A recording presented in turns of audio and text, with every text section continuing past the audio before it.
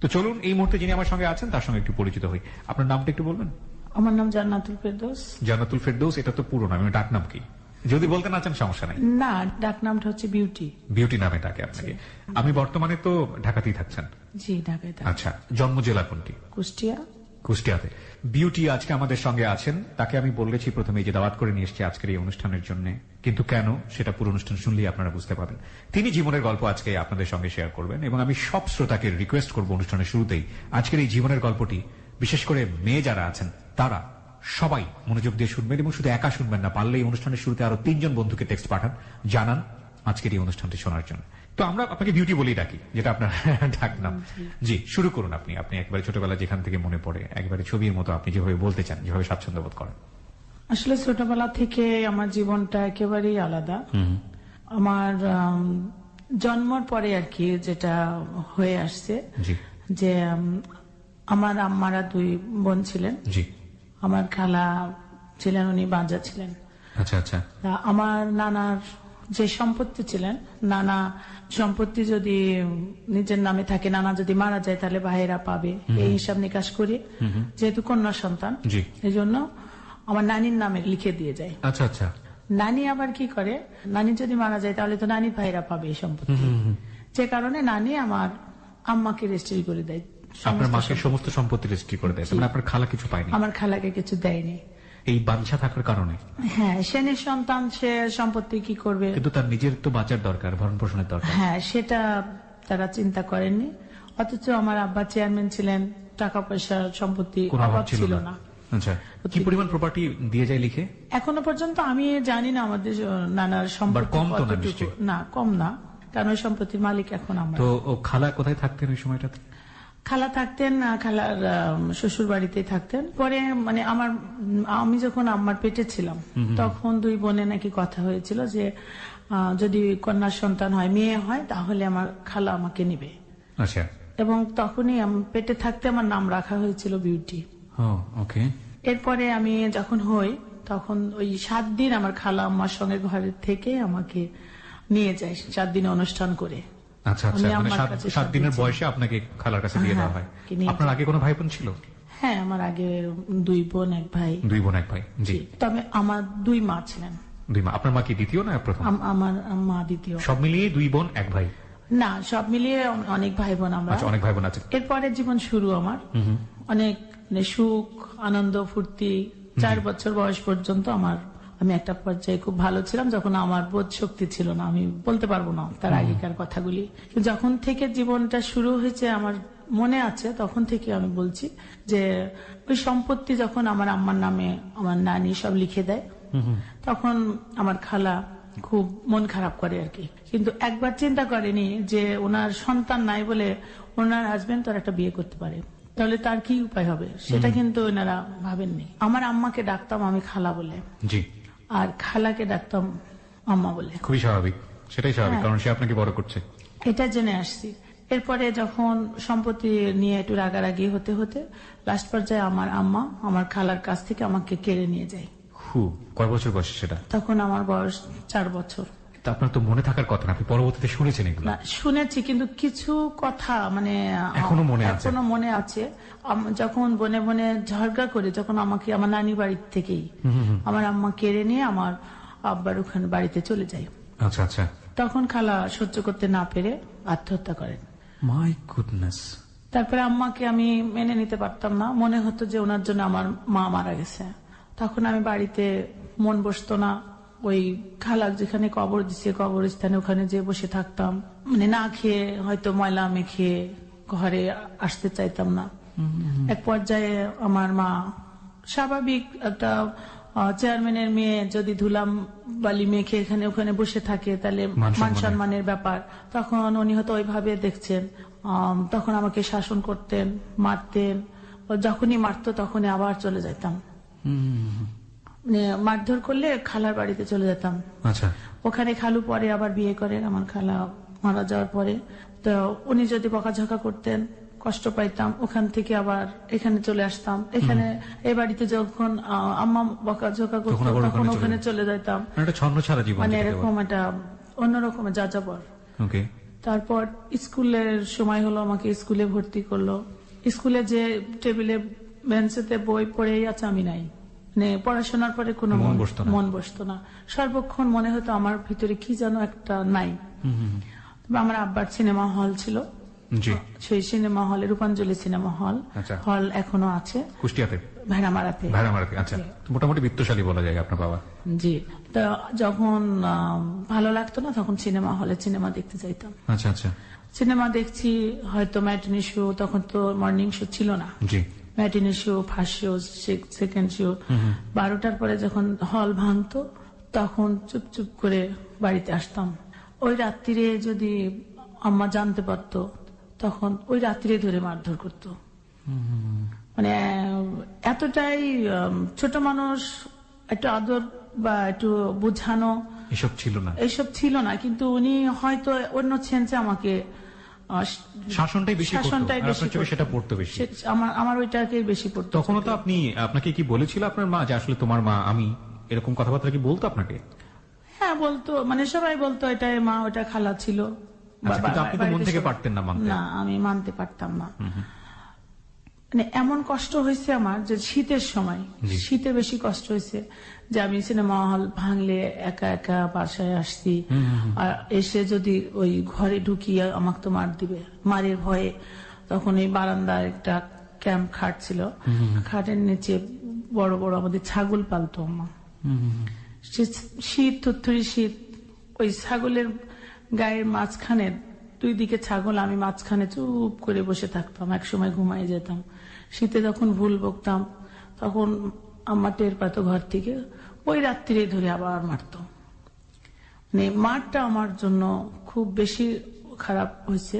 তারপরে এইভাবে আস্তে আস্তে ক্লাস 5-এ যখন পড়ি, তখন আমার আব্বা মারা গেছে। তার আগেই আমার এর ভিতরে হার্ট অ্যাটাক করে আমার আব্বা মারা গেছে। আচ্ছা, আমি ক্লাস 2-এ পড়ি যত সম্ভব, 1-এ কি 2-এ, এই সময় আমার আব্বা মারা গেছেন। তারপরে আমাদের তো নানির যেহেতু কেউ নাই, এই বাড়িতেই, নানির বাড়িতে আমরা থাকতাম। আচ্ছা, আমার আব্বার আবার 2টা বাড়ি, আমার দাদার বাড়ি এবং আব্বা কেনা বাড়ি একটা। সেখানে আমার বড় ভাই, আমার বড় মার ছেলে আর কি, উনিও চেয়ারম্যান ছিলেন। আমার বড় ভাই চেয়ারম্যান ছিলেন। বড় ভাই আমাকে তখন নিয়ে যায়। নিয়ে যাওয়ার ঘটনাটা ওই দিন আমি সারা জীবন আমার মনে থাকবে। ওই দিন আমি, আমার এক বান্ধবী আমাকে নিয়ে ওই মাঠে, ওদের মাঠে জমি আছে, আমরা কোনোদিন আমি যাইনি ওইখানে, নিয়ে যাই। নিয়ে যাওয়ার পরে না, কিন্তু নিয়ে যাওয়ার গল্পে আমি আসতে চাই, কিন্তু আপনার মা তো বেঁচে ছিলেন সেই সময়টাতে।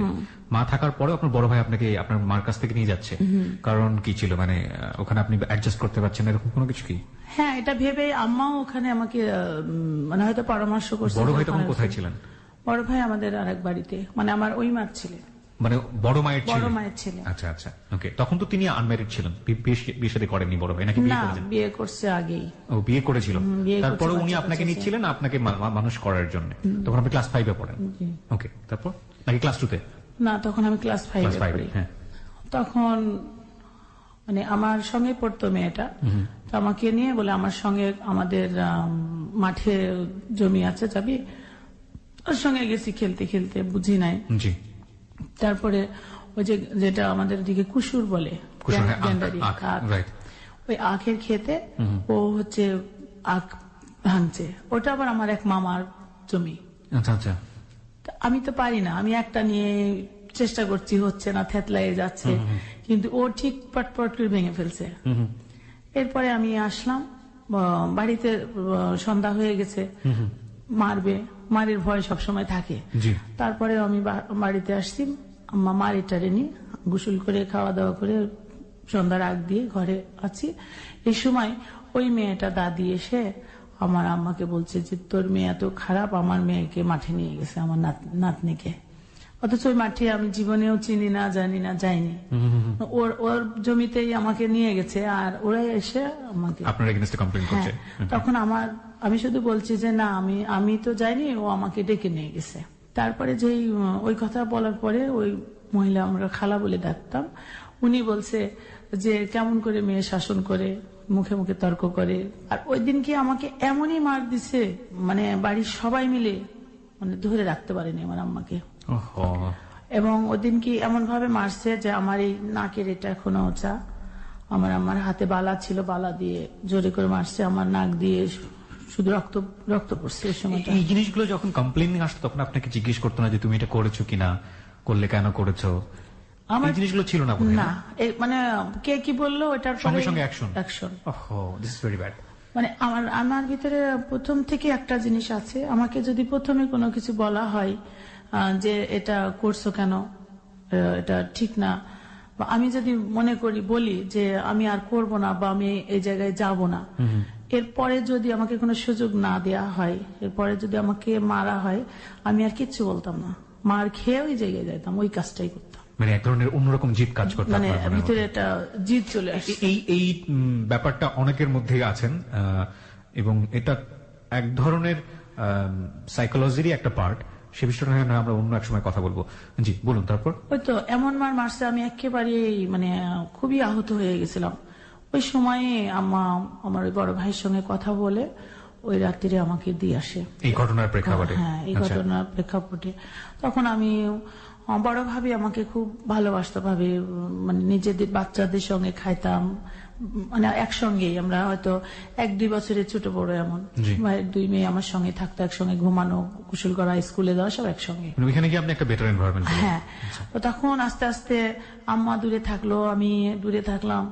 এই দূরে থাকতে থাকতে অনুভব করলাম, তারপরে সবাই এই যে গ্রামে তো একরকমের বোঝানো, গ্রাম থেকে এটা একটু শহরে, এখানে তো কারোর আশেপাশে কিছু কথা বলার, ওই ধরনের কথা বলার কোনো মানুষ ছিল না। স্কুলে যাইতাম, লেখাপড়া করতাম, বাড়িতে থাকতাম, একটা ডিসিপ্লিন লাইফ ছিল।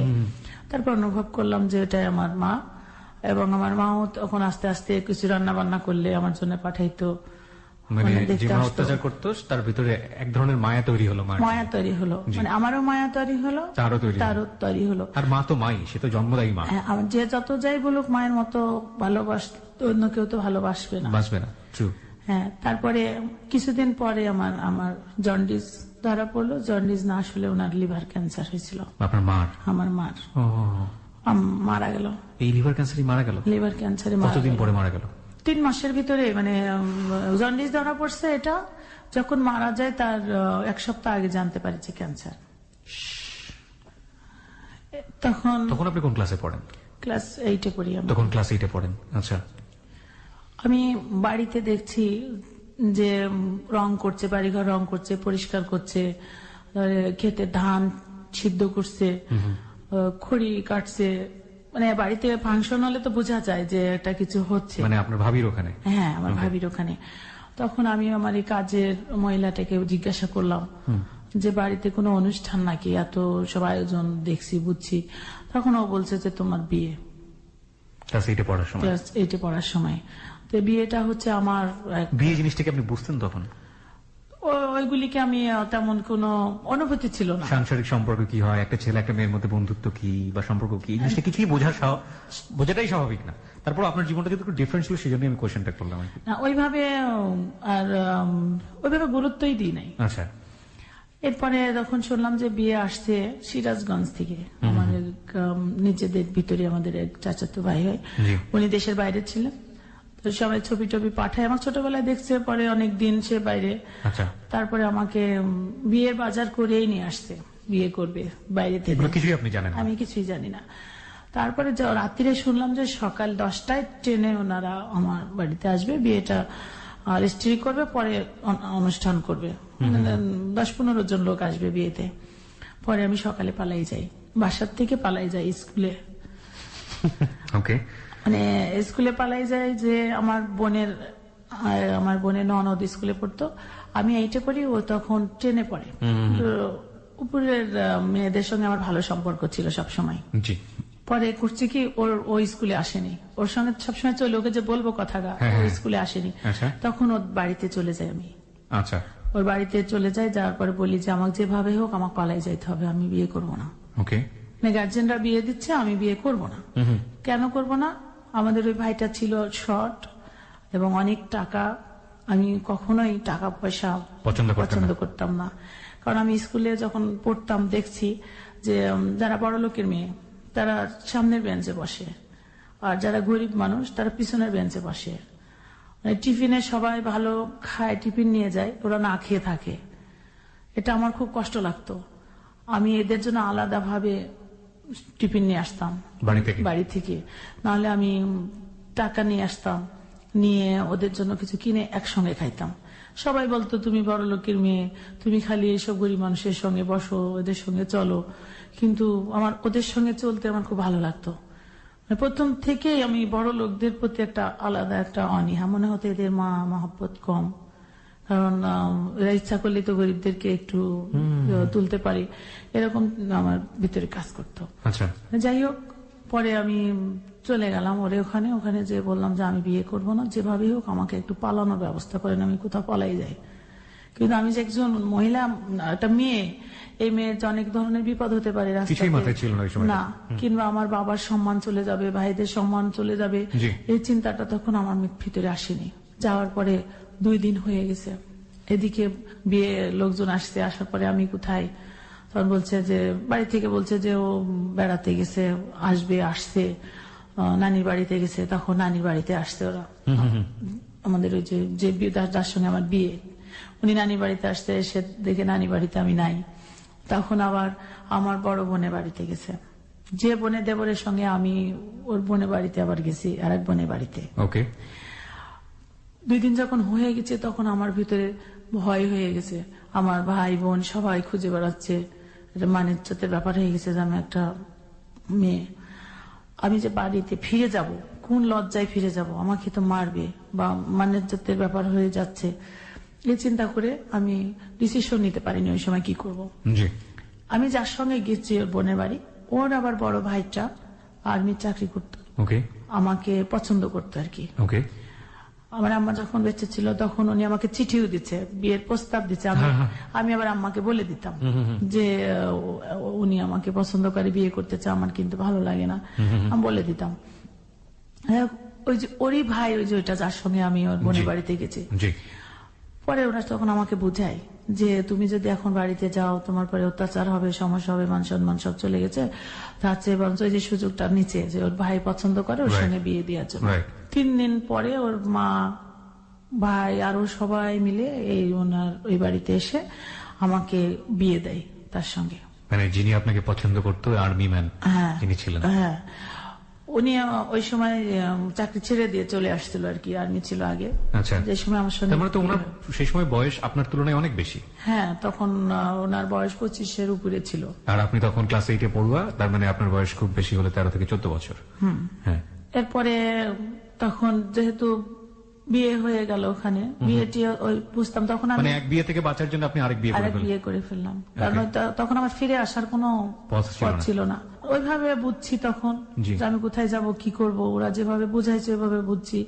এবং যার সঙ্গে বিয়ে হয়েছে ওনার মা নিজে এসে আমাকে নিয়ে গেছে। এরপরে চলো যাই ওনাদের বাড়িতে, কিন্তু আমার যার সঙ্গে বিয়ে হওয়ার কথা ছিল সে তখনও আছে আমার বোনের বাড়িতে, আর যে বাড়িতে উনি আছে, মানে পরে আমার বোনের বাড়িতে বেড়াতে গেছে আর কি, যে আমি নাই, আসবো এই। আর তখনই ওখানে উনি শুনে যে আমার বিয়ে হয়ে গেছে, পরে ওই বাড়িতে আমি যাই উঠি। কিন্তু উনি আমাকে পরপর 3 বার প্রস্তাব দেয়, 3 বার দেশের বাইরে চলে যায়, আবার আসে বিয়ে করার জন্য, যে ছেলেটা আপনাকে বিয়ে করতে চেয়েছিল। হ্যাঁ, কিন্তু এখানে যে ঘটনা শুরু হলো, মানে উনি তো কাজ করতো না, বেকার লোকের সঙ্গে বিয়ে বসলাম। তারপরে আমি একটা 3 পিস পরে আসছি, শুধু জামা পায়জামা, একটা কোনো কিছু নিয়ে আসিনি, মানে কষ্টের একটা। ওই বাড়ি চেয়ারম্যান, ওটাও হচ্ছে চেয়ারম্যান বাড়ি। আমার আব্বা চেয়ারম্যান ছিল, আমার বোনের শ্বশুর চেয়ারম্যান ছিল, আর যার সঙ্গে আমার বিয়ে হয়েছে আমার বোনের হচ্ছে চাচা শ্বশুরের ছেলের সঙ্গে বিয়ে। মানে এটাও এক ধরনের আত্মীয় সম্পর্ক, একই বাড়ির ভিতরে, মানে সেপারেট আর কি। পরে ওখানে যে ওই যে গরুর গোবর তোলা, তারপরে আপনার 5 কেজি 6 কেজি আটা রুটি বানানো, বড় বড় রুটি, ওই যে কামলা বড় যে কাজ করে এরা খায়, মানে বিশাল বড় উঠান, আমার তো অভ্যাস নাই, সে উঠান ঝাড়ু দিয়া, অনেকগুলি প্রায় 5টা ননদ ছিল, বৃষ্টির ভিতরে ভিজে ভিজে উঠান ঝাড়ু দিতে হতো, রান্না করতে হতো, আবার ধান বানতে হতো, ঢেঁকিতে ধান বানতে হতো। আর বড় যে পানের বরজ, ওই এলাকায় বেশি পানের বড় যে খোল দেয়, যে ইয়ের সরিষার যে খোল, যেটা দিয়ে তেল বের হয়, ওই খোল কুটে ওইটাকে আবার হচ্ছে বরজে দিত। আচ্ছা, ওইটাও আমাকে বস্তা বস্তা খোল পার দিতে হতো। তো বিয়ে করার পরে আপনার বাড়ি থেকে যোগাযোগ করলো না? না, বিয়ে করার পরে আমার টোটাল আমার সঙ্গে সবার সম্পর্ক বন্ধ। কেউ আপনাকে নকও করছে না সেই মুহূর্তে? না। ওকে, তারপর? তারপরে সবাই আমার বোনের বাড়িতে যায়, আমার বাড়িতে ঢুকে না, ওই গেটে ঢুকতে দেয় না। আমার বোনের আদেশ ছিল যে ওই বাড়িতে কেউ আসলে, মানে আমি তাকে ছোট করছি, এটা স্বাভাবিক। সবার রাগ আমার পরে, একা একা ডিসিশন নিছি। এই আমার বাড়ি থেকে আম কাঁঠাল অনেক কিছু যেত, কিন্তু আমার বাড়িতে কিছু যেত না। আমি জানালা দিয়ে দেখতাম যে আমার বাড়ির সবাই আসছে, কিন্তু আমার সঙ্গে কথা বলতো না, খুব কষ্ট হতো ওই সময়। যাই হোক, ওই বাড়িতে আমার যিনি শাশুড়ি ছিলেন, আমার বোনের চাচি শাশুড়ি, উনি আমাকে খুব ভালোবাসতেন, বাড়ির সবাই আমাকে ভালোবাসতো। শুধু উনি ছিল বেকার, আমি বেকারত্ব দূর করার জন্য চেষ্টা করছি। প্রথমে আমার গহনা ছিল, যে খালার গহনা তো আমি পাইছিলাম, তারপরে মাও গহনা দিছিল, আমার নিজস্ব ইয়ে ছিল, ওইগুলি আস্তে আস্তে বিক্রি করে একটা একটা বিক্রি করে করে পানের বরজ বানালাম 500 পিলি বলে আর কি, শাড়ি। ওইটা আপনি সংসার করার সময় ওটা করলাম। তারপরে আমার শ্বশুর ছিলেন, উনি দেখলেন যে ছেলে বেকার, উনি আমাকে 5 বিঘা জমি দিলেন, যে এই জমি কটে দিয়ে হোক আর আবাদ করে হোক, তুমি এটা নিয়ে চলো। আচ্ছা, তো ওইটা আমি কটে দিতাম। আচ্ছা, কটে দিয়ে প্রতি বছর চুক্তিতে দিতাম, বছরে ওখান থেকে আমি 10-15 হাজার টাকা মতো পাইতাম। আমি পানের বরজ করলাম, যে বেকার কতক্ষণ থাকবে। উনার ছিল 150 বিঘা, 150 পিলি বরজ আলাদা, আর আমি 500 পিলি আমার মতো করে করলাম। করার পরে আমি পান যখন হয়, আমি পান ভাঙি নাই, বিক্রি করে নাই। যেদিন আমি ওই কামলা নেই, ওই দিনকে উনি যাই আর কি পানের বরজে। আর যেদিনকে আমি নেই না, উনি সেদিন যায় না। মানে স্বামী স্ত্রীর ব্যাপার, সেটা তো নিজেরই, ওনারটাও আমার, আমারটাও ওনার, এটা কখনো ভাবতো না। মানে আপনারটা আপনারই ভাবতো? হ্যাঁ, আমারটা আমারই ভাবতো। পরে যখন ওই পাশের শলি বলে, ওইগুলি গাছের সঙ্গে বেঁধে দেয়, আমার লাগবে হয়তো 5 বোঝা, আমি 15 বোঝা কিনে ফেলি, তাও আমার হয় না, মানে এরকম। তার মানে আমারগুলি দিয়ে উনি কাজ করে। আমার হয়তো খোল দেওয়া লাগবে 1 মণ, সেখানে আমাকে কেনা লাগবে 3 মণ, মানে হিসাব দেয় 3 মণ লাগবে। পরে একদিন ওর বোনের সঙ্গে আমি বড়জি গেলাম, যে একটু দেখে আসি না। আমি সবার পান ভেঙে বিক্রি করছি, আমারটা তো মনে আছে, আমি একবারে ঝুড়ি হিসাবে, হয়তো তখন 20,000-25,000 টাকা ঝুড়ি ছিল, এক ঝুড়ি পানের দাম। একবারে আমি পানটা নিব, টাকাটা আমার চলে আসলো। যে দেখি 1-2টা করে পান আছে, আর কোনো পান নেই, মানে সব বিক্রি হয়ে গেছে। প্রতিদিন সে আমারটা বিক্রি করে, আর তার পানগুলি রয়ে গেছে। খুব স্বাভাবিক, এবং এখানে মাথা ঠিক রাখাটা খুব কঠিন। এরকম কাজ করছে, মানে এতটাই সে মানে স্বার্থপর ছিল। যেমন আমাকে যদি কেউ কিছু খেতে দিত, তা আমি বসে থাকতাম, যে তার জন্য, যেটা 2জন খাবো, স্বামী স্ত্রীর ব্যাপার, 2জন খাবো। তখন করতো কি, আমি হয়তো উনি আসার আগে কোথাও আশেপাশে আছি, ঘরে নাই, এসে দেখবো সে আমাকে না দিয়ে খেয়ে ফেলছে। মানে এরকম একটা আমার প্রতি একটা অনীহা ছিল। মাঝখানে এর ভিতরে আমার বাচ্চা হয়, বেবি হয়, হয়ে মারা যায়। বাচ্চা হওয়ার পরে পেটে থাকতেই মারা যায়? না, পেটে থাকতে মারা যায় না, হওয়ার পরে সুস্থ স্বাভাবিক হওয়ার পরে হঠাৎ মারা যায়। তারপরে আমার মন মানসিকতাটা আরো খারাপ হয়ে যায়। তবে আমি সব সময়, সারা জীবনে এখনো আমি ওই চাষবাসের প্রতি একটু দুর্বল ছিলাম। সবজি লাগাইতাম, ফুল বাগান করতাম, মানে একটা শখ আমার। তো ওইখানে আমি কলার বাগান, ওলের বাগান, সবজি, বিভিন্ন ধরনের সবজি করতাম। যাই হোক, চলতাম আমার মতো।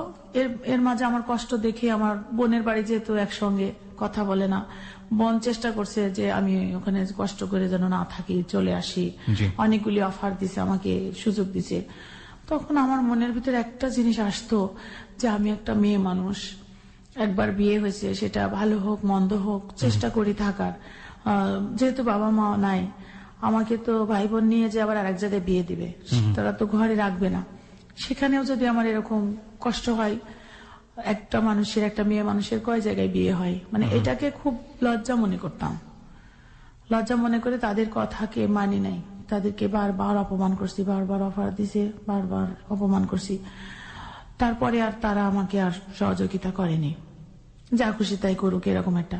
তবে আমার শ্বশুর বাড়িতে আমি ছিলাম মেয়ের মতো, মানে বোনের শ্বশুর বাড়ি তো সবাই তুই মুই করে কথা বলতো, দেবর ভাসুর সবাই মানে ওই বাড়ির মেয়ের মতো। এমনকি ওই বাড়িতে আমার বিয়েও আসছে, আমি ওই বাড়ির মেয়ে বলে বিয়ের সম্বোধন আসছে যে আমি ওই বাড়ির মেয়ে বিয়ে দিবে নাকি, এমনও হয়েছে। এইভাবে চলতে চলতে বাচ্চা মারা যাওয়ার পরে আমার মন মানসিকতা ভেঙে যায়। তারপরে আবার কিছুদিন পরে আবার আমার বাচ্চা হয়, মানে 1-1.5 বছরের ভিতরে আমার আর একটা বাচ্চা হয়। সে বাচ্চাটা হওয়ার পরে মোটামুটি একটু ভালো ছিলাম। হঠাৎ এই বাচ্চার বয়স যখন 6 মাস বর্ষা শেখা, ওই বাচ্চাটা হঠাৎ ঠান্ডা লেগে জ্বরে সেটাও মারা যায়। আচ্ছা আচ্ছা। এই বাচ্চাটা মারা যায়। তখন ডাক্তার দেখালাম যে হঠাৎ কেন বাচ্চা মারা যায়। ডাক্তার দেখানোর পর ডাক্তার বললো ব্লাডের সমস্যা আপনাদের দুজনেরই। দুজনেরই ব্লাড টেস্ট করার পরে বললো যে আপনারা যদি ভালো সম্পর্ক না থাকে তাহলে এখনই আপনারা সেপারেট হয়ে যান, আর যদি ভালো সম্পর্ক থাকে তাহলে থাকেন, কিন্তু বাচ্চা ট্রাই করেন না। হ্যাঁ, আমি বললাম একটাও বাঁচবে না। বলে একটাও বাঁচবে না, ডাক্তারই বলে যে বাঁচবে না, তারপর আল্লাহর ইচ্ছা যদি বাঁচতেও পারি হয়তো। হ্যাঁ, ব্লাডে এই এক ধরনের কি যেন সিমিলারিটির ক্ষেত্রে এই প্রবলেমটা হয়, এবং যদি বাঁচেও তাহলে নাকি ভবিষ্যতে সমস্যা তৈরি হয়। হ্যাঁ, সেটাই বলছে। এই সুযোগটা সে কাজে লাগাচ্ছে যে বাচ্চা বাঁচবে না। তখন আমার প্রতি সে আরো অন্য রকমের মন মানসিকতা তৈরি হয়। তা আমার রূপ ধুয়ে পানি খাবে, বলে তোমার রূপ ধুয়ে পানি খাবো, শোকেছে পূজা করবো নাকি, আমার বংশে বাড়তি জেলা লোক দরকার, আমার বাচ্চা দরকার, বাচ্চা চাই। তো বিভিন্ন জায়গায় মেয়ে দেখে বেড়ায় আলাদা বিয়ে করার জন্য। আমি থাকা অবস্থায় তারপরে এক বিছানায় ঘুমাই না, আলাদা রুমে ঘুমাই। আমি প্রায় 7 বছর শুধু ইনোকটিন ট্যাবলেট খাই আমি দিন কাটিয়েছি। 7 years? হ্যাঁ, এবং প্রতিদিন 10 mg করে একটা ইনোকটিন ট্যাবলেট 100 টাকা খাইছি। প্রত্যেক দিন 10টা করে খাইছি। প্রতিদিন 10টা করে? 10টা করে খাইতাম, এমন একটা পর্যায়ে গেছিলাম। 10টা করে মানে 100 মিলিগ্রাম। আর 100 মিলিগ্রামের ঘুমের ওষুধের পাওয়ার তো ভয়াবহ পাওয়ার, মানে ঘুম হতো না বলে আপনি এটা করতেন? হ্যাঁ, আমি এটা খাইতাম। দেখা যাচ্ছে কোনোদিন রাগ ঘুরে আরো বেশি খাইতাম। 2 দিন 3 দিন না খাওয়া অবস্থায় শুধু বিছানায় শুয়ে থাকতাম। কেউ জিজ্ঞাসা করতো না যে খাইলাম কি খাইলাম না, কি হলো না হলো, কিছুই না। আর আমাকে খুব সন্দেহ করতো। আমার সঙ্গে কেউ কোনো কথা বললে আজে বাজে কথা বলতো, সন্দেহ করতো।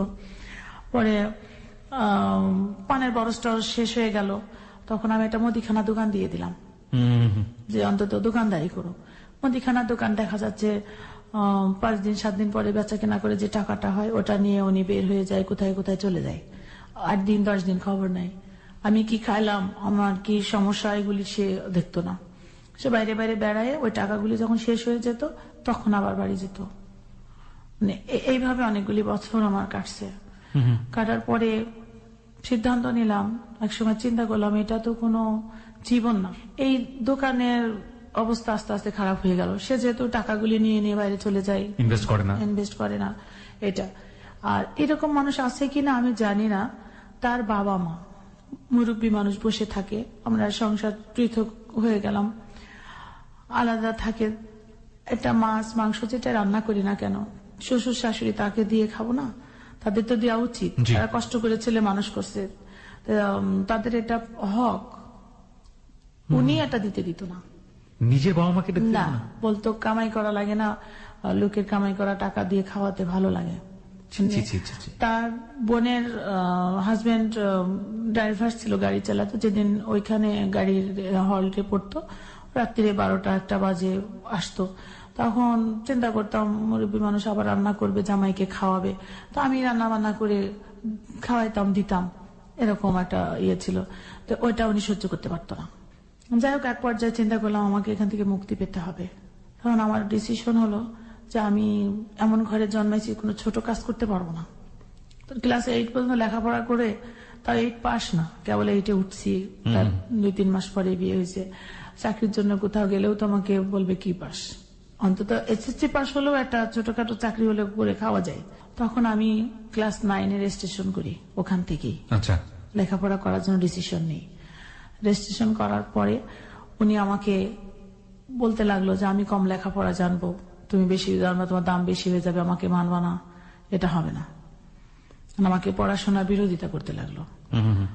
তারপরে আমি আমার নানি বাড়িতে, তো নানি একা, আমার আম্মা তো মারা গেছে, তখন নানি বললো যে তুমি এখানে আসি থাকো। ওখানে যে বিভিন্ন ধরনের অশান্তি হতে লাগলো। আমি এখানে আসার আগে আমি আর একটা কাজ করলাম, সেটা হচ্ছে ফার্নিচারের ব্যবসা করলাম। আচ্ছা।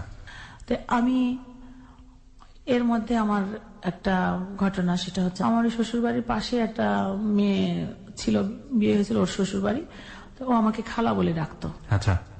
তো ওদের সঙ্গে একটা ভালো সম্পর্ক, ওরা না খেয়ে থাকে, ওই যে আমি বাড়িতে নিয়ে এসে খাওয়াই, চুরি করে সব জিনিসপত্র দিয়ে দিয়ে আসি, পরে কাজ।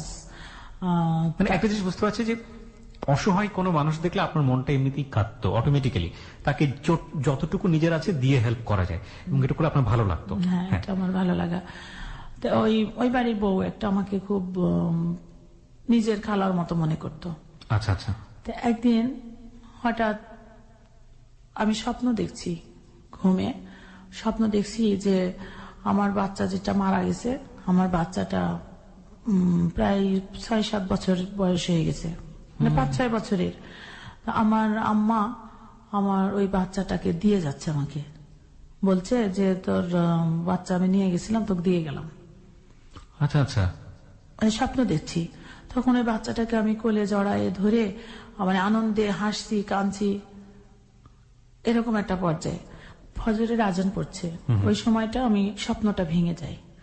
স্বপ্নটা একদিকে স্বপ্ন ভেঙে যায়, একদিকে একটা ছেলে এসে আমাকে ডাকছে, যে ওই মেয়েটার কথা বলছে যে ইকলেচের শাশুড়ি মারা গেছে, তো সবাই যাচ্ছে, আপনি যাবেন নাকি? তখন আমি মনটা খুব খারাপ লাগলো যে ও বাচ্চা মানুষ, বাচ্চা কাচ্চা হয়নি তখন ওর, যে মাটা মারা গেল, বাচ্চা হতে যায় মা মারা গেছে। শুনে আমি ওর সঙ্গে গেলাম। Very interesting. ওকে। ওর সঙ্গে গেলাম, যে দেখি ওর মাটা আগের দিন সন্ধ্যাবেলায় মারা গেছে, বাচ্চাটা হতে যে মারা গেছে, বাচ্চাটা হওয়ার পর পরে মাটা মারা গেছে। ওকে। সকালে আমরা গেছি ভোরে, যে দেখি বাচ্চাটা পড়ে আছে, কেউ উঠায়নি, কেউ উঠায়নি। ওইটা 9 নম্বর বাচ্চা। আগেরগুলো কি হয়েছে? আগেরগুলি আছে। আচ্ছা আচ্ছা। আগের বাচ্চাগুলি সব বেঁচে আছে, ওই বাচ্চাটাই লাস্ট মেয়ে বাচ্চা, ওই জন্য কেউ উঠায়নি। তখন আমি ঘুরতে আমি ভাবছি যে মারা গেছে, যেহেতু পেটের ভিতরে হয়তো বাচ্চাটা রয়ে গেছে, হতে যায় মারা গেছে, তখন বাচ্চা যে হয়ে মারা গেছে তা জানি না। এবং এরকম হলে সাধারণত সমাজে যেটা হয় কুলাঙ্গার বলা হয়, অপায়া বলা হয়। হ্যাঁ, ওকে ওইভাবে বলছে। তারপরে আমি ওই রান্নাঘরের দিকে যে দেখি, ওই রান্নাঘরে বাচ্চাটা হয়েছিল আর কি, ফেলে রাখছে, গলাটা ভেঙে গেছে কাঁদতে কাঁদতে, সারা রাত কাঁদতে। তখন গরমের সময় আমি বাচ্চাটা তুলে পাশের বাড়িতে নিয়ে গেলাম, যে শুধু বলছিলাম যে বাচ্চাটা এইভাবে রেখে দিচ্ছে, আমাকে দিলে তো আমি নিয়ে যেতাম। আচ্ছা আচ্ছা। এটা বলছে। তখন পাশের বাড়িতে নিয়ে যে গরম পানি দিয়ে স্যাবলন নিয়ে এসে সাবান দিয়ে গুসল উসুল করায়ে ওদের বাড়ি থেকে পুরাতন ন্যাকড়া দিয়ে বাচ্চাটা কোলে নিলাম, নিয়ে ছাগল ছিল, ছাগলের দুধ খাওয়াইলাম আর কি বাচ্চাটাকে ইয়ে করে। ওকে। বাচ্চাটা যখন আমি কোলে উঠাই, তখন বলছিলাম যে বাচ্চাটা এভাবে ফেলে রাখছে, আমাকে দিলেই তো হতো, আমি নিয়ে যেতাম। এই কথাটা অনেকে শুনছে, ওই কারোর কাছ থেকে চাইনি, একবার শুধু উচ্চারণ করছিলাম। এখন বাড়িতে যে বাচ্চা নিয়ে যাব, আমাকে বাড়িতে উঠতে দিবে কিনা, এটাও একটা ব্যাপার। মানে সবাই বুঝাইতো ওনাকে যে বাচ্চা বাঁচবে না, তাই কি হয়েছে, একটা বাচ্চা পালক নিলেও তো হয়। তো উনি এটাতে রাজি ছিল না, যে পরের বাচ্চা কোনোদিন আমার হাজবেন্ড এটাতে রাজি ছিল না। আমি হুমচিকেল ভাবেই কিন্তু ডিসিশনটা নিয়ে ফেলছি ওই সময়, নিজে নিজেই, কাউকে কিছু না বলেই, যে একটা ছোট বাচ্চা আমি কিভাবে, আমি তো একটা মা, আমি তো একটা সন্তান হারা মা, আর ওটা হচ্ছে মা হারা সন্তান। আমি চিন্তা করলাম যে যদি বাড়িতে নাই উঠতে দেয়, তা আমি বাচ্চাটাকে নিয়ে যেদিক 2 চোখ যায় চলে যাবো। তখন তো আমার বাবার বাড়িতে আমি আসি না, আমার তো কেউ নাই তখন। লাশ দাফন করার পরে লোকজন সবাই মিলে আমাকে বাচ্চাটা দিয়ে দিল ডেকে। আচ্ছা। এই জন্য দিল যে চেয়ারম্যানের মেয়ে, চেয়ারম্যান বাড়ির বউ, মানে কোনো অভাব হবে না, সমস্যা হবে না, বাচ্চাটা ভালো থাকবে, এই ডিসিশন নিয়ে এলাকার চেয়ারম্যান মেম্বার মিলে আমাকে বাচ্চাটা দিয়ে দিল। এবং ওই বাচ্চার বাবা আমার হাতে তুলে দিল যে আপনি নিয়ে যান। আমি মনে করছি সে মারাই গেছে, এখন যদি বেঁচে থাকে তে আপনার ভাগ্য আর আল্লাহর ইচ্ছা। তখন আমি বাচ্চাটা নিয়ে চলে আসলাম, ভয়টাই পেলাম না, মানে হুমচিকেল ভয়ে চিন্তা করলাম যদি নাই উঠতে দেয় তাহলে আমি প্রয়োজনে লোকের বাড়ি কাজ করে খাওয়াবো। এইভাবে ডিসিশন নিয়ে আসলাম। বাড়িতে নিয়ে আসার পরে দেখি যে না, সবাই আনন্দিত যে বাচ্চা নিয়ে আসছি। আমার শাশুড়ি আগুন করে বাচ্চাকে চেকা, ডাক্তার নিয়ে আসা, আবার আমার হাজবেন্ডও বেশ বাজার থেকে দুধের ফিডার টিডার সব নিয়ে আসে। সিনারিওটা পজিটিভ পেলেন? হ্যাঁ, পজিটিভ পেলাম। এমনকি আনন্দে সবাই মানুষকে রান্না বান্না করে, পায়েস টায়েস রান্না করে সবাই মিষ্টি নিয়ে এসে খাওয়াচ্ছে, এরকম একটা। এরপরে বাচ্চাটার ওই যে নিউমোনিয়া হয়ে গেছিল, ঠান্ডায় পড়েছিল, মারা যাচ্ছে। পরে হসপিটালে ভর্তি করি, অক্সিজেন দিয়ে রাখি ডাক্তার। তারপরে ডাক্তার বলে যে বাচ্চাটা বাঁচানো মানে সম্ভব হবে না, কারণ বাচ্চাকে কিছুই খাওয়ানো যাচ্ছে না, যা কিছু দিচ্ছে ছাগলের দুধ খাওয়ান। হ্যাঁ। পরে ডাক্তার বলল যে এই বাচ্চা যদি মায়ের দুধ পায় তাহলে বাচ্চা বাঁচবে, না হলে বাচ্চা বাঁচবে না। যদি বুকের দুধ খাই, দ্যাট ইজ কোয়াইট ইম্পসিবল, কোথায় ম্যানেজ করবেন? হ্যাঁ, বুকের দুধ খেলে বাচ্চা বাঁচবে, নাহলে বাঁচবে না। পরে ঘুরাই দেয়। 6 দিনের দিন বাচ্চাটা আমি বাসায় নিয়ে আসি। নিয়ে এসে ওই যে কান্নাকাটির মধ্যে দিয়ে চিকিৎসা চলছে, ওষুধ খাওয়াচ্ছি। তারপরে যখন বাচ্চার বয়স 9 দিন, ওদিনই কিন্তু মারা যাবে, ডাক্তার বলছে আর 1 দিন বাঁচতে পারে। না খাই কতক্ষণ বাচ্চা রাখবে, একদম পাতলা, সব মনে হয় নাড়ি ভুড়িগুলি দেখা যেত, এমন পাতলা, কিন্তু খুবই সুন্দর, পুতুলের মতো ফর্সা সুন্দর বাচ্চাটা। মায়া হয়ে গেছে, আমি তো আবার কোলে করে রাখছি, আবার মারা যাবে। সারা রাত্রি কান্নাকাটি করছি যে আল্লাহ তুমি কেন দিলা, কেন আবার আমার পুরাতন কষ্টগুলিকে আবার নতুন ভাবে জাগাচ্ছ, এই কোন পরীক্ষার ভিতরে আমাকে ফেললা, আমি এতই পাপ করছি যে আমাকে সারা জীবন খালি কান্নার মধ্যে থাকতে হবে। এইভাবে আমি সারা রাত কান্নাকাটি করতে করতে একটু ঘুমাইয়ে গেছি। ফজরের সময় আবার ঘুমাইয়ে গেছি। ঘুমানোর পরে উঠে দেখছি আজান পড়ছে, ওই সময় ঘুম ভেঙে গেছে। দেখছি দুধ নেমে, আমার বুকের দুধ নেমে ভেসে গেছে সব, মানে শাড়ি ভিজছে, মশারি ভিজছে, বিছানা ভিজে গেছে দুধ নেমে। আমি ভয় পেয়ে গেছি। তাড়াতাড়ি উঠে আমার শাশুড়িকে ডাক দিলাম যে এই ঘটনা। তখন আমার শাশুড়ি আবার ডাক্তারকে ডাকায় নিয়ে আসলো ভোরে। তারপরে মসজিদের হুজুর আসলো, সবাই মানে সবাই দোয়া দরুদ সবসময় পরে বাচ্চাটা যেন বেঁচে যায়, এই জন্য আমি সবসময় কান্নাকাটি করি। পরে সবাই বললো যে এই বাচ্চা মরবে না, এই বাচ্চা বেঁচে থাকবে। আচ্ছা, এর আগে সেকেন্ড বেবিটা আপনার কবে হয়েছিল? ওই বাচ্চাকে নিয়ে আসার কত আগে? 3 বছর আগে। সো এখানে সায়েন্টিফিক্যালি কোনোভাবেই আপনার এই ঘটনা ঘটার কথা না শরীরের মধ্যে? না। একেই বলে আল্লাহর মিরাকল, আল্লাহ চাইলে সব পারেন। হ্যাঁ, বলুন। তারপর পরে সবাই যখন বললো বাচ্চা বেঁচে যাবে, এই দুধ ওর জন্য আল্লাহ হচ্ছে দিচ্ছে, এই দুধ ওকে খাও, সবাই বললো। তখন আস্তে আস্তে আস্তে আস্তে বাচ্চা দুধ খাইতে শুরু করলো। এই বাচ্চাকে আর গরুর দুধ খাওয়াতে পারি নাই, পুরা 1 বছর আমার শুধু বুকের দুধ খেয়ে এসে বড় হয়েছে। আর বিভিন্ন এলাকা থেকে লোকজন। কি নাম রাখলেন? নাম রাখলাম অশ্রু। অশ্রু? অশ্রু নামটা কেন রাখলেন? অশ্রু রাখলাম যে ওর জীবনটা কানতে কানতে ওখান থেকে আসছে, মানে তখন মনে হচ্ছিল আনকমন একটা নাম হবে, এরকম একটা নাম। হ্যাঁ, মানে ওর জীবনের সঙ্গে এবং আনকমন একটা নামের সঙ্গে মিলে গেছিল আর কি, এজন্য অশ্রু রাখছিলাম। কিন্তু আমার নামের সঙ্গে মিলাই আবার ওর নাম রাখা হয়েছিল, ভালো নাম, সেটা হচ্ছে সোমালিয়া জান্নাত। সোমালিয়া জান্নাত, ওকে। সোমালিয়া জান্নাত অশ্রু। এরপরে যাই হোক, বাচ্চাটা আমার ঘরে আসার পরে আমার উন্নতি হতে শুরু করলো। এই বাচ্চাটা নেওয়ার পরে সাংসারিক উন্নতি শুরু হলো। আমি একটা গাছ কিনলাম, বট গাছ। সেটা হলো 10,000 টাকা দিয়ে একটা বট গাছ কিনলাম। সেই গাছটা আমি ফার্নিচারের জন্য করলাম। আমি 85,000 টাকা লাভ করছি 10,000 টাকা দিয়ে গাছ কিনে। বাহ বাহ, চমৎকার। মানে বেশ। কন্যা সন্তান পরিবারের জন্য সৌভাগ্য, এটা আমাদের রিলিজিয়নে কিন্তু আছে। হ্যাঁ, কন্যা সন্তান মানে হচ্ছে কি যেন বলা হয়, জান্নাতের একটা চাবি পেল না কি যেন। চমৎকার। হ্যাঁ, বলুন। তারপরে এর মধ্যে দিয়ে যে সংসারের যে অশান্তিগুলি, সন্দেহ টন্দেহ, এগুলি তো ছিলই সবসময় জন্য, টুকটাক লেগেছিল। এই সুখে থাকার মধ্যেও কিছু কিছু সমস্যা ভালো রকমের বিরাজ করতে লাগলো। তখন আমার এই যে নানি বেঁচে ছিল, নানি তখন বলল যে আমার এখানে চলে আসো, আমার বাড়িতে, আমার এখানে থাকো তুমি। তখন এই বাচ্চা নিয়ে আমি সবকিছু নিয়ে চলে আসলাম আমার নানির বাড়িতে। এসে ওই ফার্নিচারের কারখানা এখানে দিলাম। তারপরে আমি কি করলাম, ওইখানে পরীক্ষা দেওয়ার জন্য সিদ্ধান্ত নিই, দিলাম হচ্ছে ফর্ম ফিল আপ করলাম। 9-এ ভর্তি হয়েছিলাম ওই এলাকাতেই।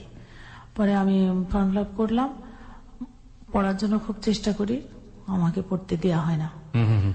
বই কিনে, বইগুলো যে মুদিখানা দোকান একটা ছিল, ওইটা দিয়ে বই ছিঁড়ে ছিঁড়ে উনি ওই জিরা মশলা বিক্রি করতো। আমার নতুন নতুন বইগুলি ছিঁড়ে ছিঁড়ে, আর টেবিলের পরে বই কিনে এনে রাখতাম, খাতা কলম কিছু থাকতো না। মানে ক্লাস 8 এর পরে আপনার একটা বিশাল ব্রেক চলে গেল। হ্যাঁ। তারপর আপনার নিজের পড়ার ইচ্ছাতে আপনি ভর্তি হলেন। হ্যাঁ। এটা কি ওপেন ইউনিভার্সিটিতে নাকি না, রেগুলার? প্রথমে আমি রেগুলারই ভর্তি হন। ওকে, তারপর রেগুলারে ভর্তি হওয়ার পরে যখন আমাকে ওই পড়ার জন্য আমাকে আর একটা অত্যাচার শুরু হলো। কিরকম? আমি ওই যে বড় হয়ে যাব, উনি ছোট হয়ে থাকবে, এরকম একটা টেন্ডেন্সি তার ভিতরে কাজ করছে। আমি যেন বড় হতে না পারি, নিজের কমপ্লেক্সিটি। হ্যাঁ। তো বাড়িতে মাস্টার রাখি, মাস্টারকে আসতে একদিন আসলে আর একদিন বলে যে বাড়িতে গেলে খবর আছে, এরকম একটা পর্যায়ে আসে। তো এর ভিতরে আর একটা কঠিন ঘটনা, সেটা হচ্ছে আমার আব্বার হলে চাকরি করতেন এক ভদ্রলোক, উনি পরে সিনেমা হল দিয়েছেন। জি। চাকরি করতে বলতে ওনার বয়স যখন উনি যখন ক্লাস 6-এ পড়ে, তখন আমার আব্বা ওনাকে আমাদের বাড়িতে নিয়ে আসে। আচ্ছা। নিয়ে এসে ইন্টারমিডিয়েট পাশ করে, মানে বিয়ে পর্যন্ত লেখাপড়া করায়। আমার জন্ম হয়নি তখনকার কথা বলছি, সেই যুদ্ধের আগে, অনেক আগের ঘটনা। তখন উনি আমার এক বোনের সঙ্গে বিয়ে করতে চাই। আমাদের বাড়িতে বাজার করতো, হুকুম শুনতো, লেখাপড়াও করতো, এরকম ছিলেন। তখন আমার ভাইরা বলে যে মানে অন্যভাবে তাকে ট্রিট করে আর কি, যে একটু কর্মচারীর সঙ্গে মালিকের মেয়ের কখনো বিয়ে হয় নাকি। পরে আমার আব্বা বেঁচে থাকা অবস্থায় ওনাকে আমার আব্বাই পছন্দ করে একটা মেয়ে বিয়ে দিয়ে নিয়ে আসে। আচ্ছা। বিয়ের পরে উনি তখন ওনার বাড়িতেই থাকে। তারপর আব্বা, আমার ভাইরা আবার জমিদারের বাচ্চা, এই জমিদারি একটা ভাব ছিল, ওনারা কোথায় জমি আছে, কোথায় কি হচ্ছে, ব্যবসা বাণিজ্য, এগুলি দেখতো না। আচ্ছা। তা আব্বা ওনাকে দিয়ে সব গোপন কাজ সব কাজে লাগাতো। এই সুযোগটা উনি নিয়েছিল। নেওয়ার পরে আমাদের সিনেমা হলটাকে সে জাল করে অন্যজনের নামে রেজিস্ট্রি করে দেয়। ওকে।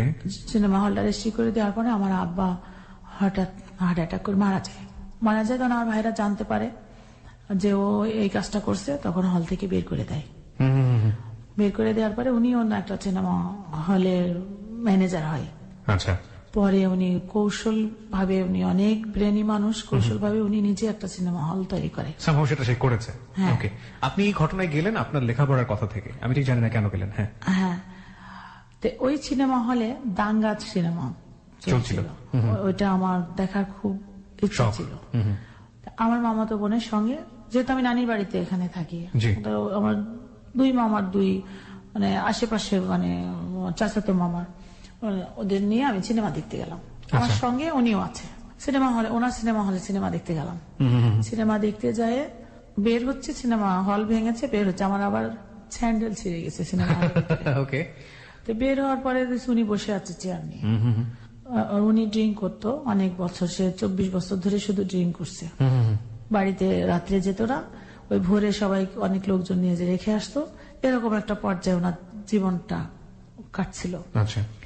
পরে আমার সঙ্গে দেখা, কিরে কত বড় হয়েছিস, ভালো আছিস কিনা, কথাবার্তা বলে আমি বললাম যে ভাই আমি তো এখন বাড়িতে মেরামারাতেই থাকি, তো আপনি আসেন, বেড়াতে আসেন। তো উনি হাঁটতে হাঁটতে আবার আমাদের সঙ্গে রেল লাইন পর্যন্ত পার করে রাস্তায় চলে আসলো। ওনার হলে আবার চাকরি করতো, আমাদের এক ভাবি হয়, ওনার হলে চাকরি করতো, লেডিস গেটম্যান, ভাবি বলে ডাকতাম আর কি। তো ওই ভাবির কাছ থেকে আমার ঘটনা শুনছে, যে আমার বাচ্চা কাচ্চা বাঁচে না, আমার সমস্যা, এসবগুলি শুনছে। পরের দিন সকালে এসে চলে আসছে আমার বাড়িতে। পরের দিনে সকালে না, এই দুপুরে 12টা 12:30টার দিকে চলে আসছে। এখানে আর একটু কথা বাকি আছে, যেটা ওনার হল থেকে যখন আমরা আসতেছিলাম, বাসায় আসতেছিলাম, তো এই রেল লাইন আছে আর কি সিনেমা হলের সামনে, পার হয়ে আসতে আমাদের এক ভাইয়ের সঙ্গে দেখা। ওনারা আবার হাজি মানুষ, নামাজ কালাম পড়ে, সিনেমা এগুলি পছন্দ করে না। আমি খুব শ্রদ্ধা করি ওনাকে। তারপরেও দেখছে যে আমরা সিনেমা হল থেকে যাচ্ছি, তখন বলছে কিরে সিনেমা দেখতে গেছিলি, জিজ্ঞাসা করছে। তো লজ্জা পায়েও সত্য কথাটা বললাম যে হ্যাঁ ভাই, দাঙ্গা ছবিটা আমার অনেকদিন ধরে দেখার ইচ্ছা ছিল, তো এই জন্য আমি দেখতে আসছিলাম। যাই হোক বলে আমরা চলে গেলাম। এরপরে আমার উনি এই হল মালিকের সঙ্গে একটা আলাদা সম্পর্ক তৈরি করে। আচ্ছা, আমাদের এক মাদুর সম্পর্কে, বাড়ির পাশে গরিব মানুষ, উনি ওনার সঙ্গে মোটামুটি একটা ভালো সম্পর্ক উনি নিয়ে যায় মূলত আমার বাড়িতে। আচ্ছা আচ্ছা।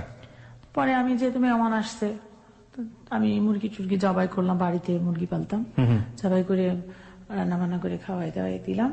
এরপরে আমার সম্পর্কে উল্টাপাল্টা কথাবার্তা ওনাকে বলতো আমার হাজবেন্ড। ওই যে আমাদের যে ভাইটার সঙ্গে দেখা হলো, এখানে আর একটা কাহিনী আছে। সেটা হচ্ছে আমার যে খালা মারা গেল, ওই খালার শ্বশুর বাড়ির কাছে ওই ভাইয়ের বাড়ি। আচ্ছা। আমার খালা মারা যাওয়ার পরে উনি ঢাকা চলে আসে লেখাপড়া করা অবস্থায়। আচ্ছা। এবং লেখাপড়া করে ঢাকায় বিয়ে করে, তার বাচ্চা যখন ক্লাস 6-এ পড়ে তখন সে আমাদের এলাকায় যায় ভাবি সহ। তো যাই হোক, ভাবির সঙ্গে ভাইয়ের সঙ্গে আলাদা পারিবারিক একটা সম্পর্ক তৈরি হয়ে ওঠে, মানে আদান প্রদান আসা যাওয়া সবই চলে। এই জিনিসটা আমার হাজবেন্ড পছন্দ করতো না। আচ্ছা। উনি পছন্দ করতো না, ঠিক আছে, আমাকে বলো যে আমি এটা পছন্দ করি না, সে যেন আসে না, বা আমাকে না বলতে পেরে এই হল মালিককে সে এইসব গল্পগুলি করতো। ওকে, ঘটনা অনেক জটিল মনে হচ্ছে। জটিল। সে কখন আমাদের বাড়িতে আসে, কি বারে আসে, মানে এইগুলি তাকে ইনফরমেশন দিত। যে হল মালিক আলটিমেটলি আপনাদের বাড়িতে এক অর্থে চাকরগিরি করেছে, সেটা বলি আমরা। হ্যাঁ, উনি ওই সময় উঠে আসতো। যখন উনি আসে তখনই দেখি যে আমার ওই ভাইটা আসলে উনি আশেপাশে ঘুরঘুর করে। আপনার হাজবেন্ড? আমার হাজবেন্ড। মানে কি করি না করি এই ইনফরমেশন গুলো নেওয়ার জন্য। তখন তো আপনি হাজবেন্ডের বাসাতেই আছেন না? আমার বাড়িতে, আমার নানির বাড়িতে। তখন নানির বাড়িতে থাকেন, হাজবেন্ডের সঙ্গে একটা সেপারেশন? না, ওর সঙ্গে নিয়ে আসি এখানে, ওনাকে সঙ্গে করে চলে আসি আমার নানির বাড়িতে। হাজবেন্ডকে সাথে করে নিয়ে? সাথে করে নিয়ে। তারপরে এক পর্যায়ে এই জিনিসটা জটিল রূপ ধারণ করলো।